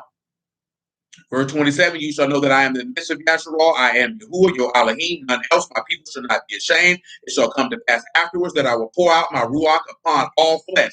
That happened on Pentecost. We can see that in Acts chapter 2 and about verse 41, when those souls were baptized and 3,000 souls were added unto them. Because those who repent and believe and are immersed in the name of Yahushua, you will receive the gift of the Ruach HaKodesh. He said, and your sons and daughters shall prophesy, your old men shall dream dreams, your young men shall see visions. I don't know why dude tripping. A woman could be a prophet. That is not an issue. She can't be a teacher of the word. A prophet speaks of things to come. Who has an issue with that? Miriam was a prophet. Huldah was a prophet. Isaiah's wife was a prophetess. That is not an issue. That's nothing. Because that is not a position of authority. And in order to do that, you see that they will prophesy and dream dreams and see visions. Who is giving them these visions? They're going to speak of things to happen in the future. Upon your servants, upon your handmaids, I will pour out my Ruach. We know his Ruach was not poured out, but unto Pentecost. He said, I will show wonders in heaven and the earth, blood and fire, pillars of smoke, sun turned to darkness, moon into blood. Before the great terrible day of Yahuah come, it shall come to pass that whoever shall call on the name of Yahuah shall be delivered. For in Mount Zion and Jerusalem shall be deliverance, as Yahuah had said, and in the remnant whom Yahuah shall call. And look who he said, in a remnant, that he is going to call. There will be salve deliverance, which is palata, which is an escaped remnant. There is a set apart godly individual that he has marked and distinguished that is going to be saved. A lot of individuals don't like to hear that, but that's what you're dealing with when you're dealing with that. It goes back to the point that we were talking about with Rahab, that those who are called, those who believe, they shall be saved. Hallelujah for Yahushua in the word. You who are willing, we'll pick this up on tomorrow. I appreciate y'all time, man. I bless y'all the house of Elohim in the name of Yahushua. But just sit back, wait, and consider. And y'all willing, we could grab that stuff in Joel chapter 2. See, I got something else that came to my mind that I want to at least try to begin on tomorrow, which kind of relates back to Psalms 145 more so than anything. So Yahuah permitting, we'll see how that rolls. But yeah, those who are godly, that man has set them apart for himself. He set them apart, all belong to him. He has an objective rhyme and reason for you. And it's to bring honor and esteem to his name. We have to just take a lot more accountability for what it is that we're seeking to do, desiring to do, execute and do it. But more so than anything, let your Father's name be esteemed. Don't be ashamed. Let that be known. And also, don't try to persuade and convince. Stated matter, if you believe it, you should speak it as matter of fact. We have an anchor to our soul. We should have a hope that's not anything. Like I said, if somebody say, "Oh, you believe in the Bible?" Shoot, why don't you? That's the part of you had to look at. Why you don't trust you? You should see that there's something wrong with them, not that they see that something's wrong with you. Oh, shalom, no problem, bro. No problem, man. You know what I'm saying? You should look at it as there's something wrong with them. Ain't nothing wrong with you. They the one with the problem. But let me get y'all off here, man. It's almost midnight, man. I appreciate y'all time, though, man. Y'all know that what we about a month out from Pentecost. Get yourself prepared. Hallelujah, indeed. Get yourself prepared, man. June 5th, that night, no service that night. I'm telling you now, because I know a lot of y'all gonna ask. Y'all know over the course of years, we ain't never had no service Pentecost night. Service Pentecost will be June the 6th at 1:30 p.m. as usual. As usual. As usual. So y'all make sure you have yourself prepared because you know you got 48 hours. You're not going to be able to move, shake and move as you desire. So get yourself prepared, game tight, and mind right. Again, man, blessings out the house of Elohim in the name of Yahuah, man. I love y'all. Appreciate y'all, man. Continue to stand firm on the rock, man. Let your election be sure and let your faith be proclaimed and hold fast to the word of promise because it will not fail you. And you will willing till the next time.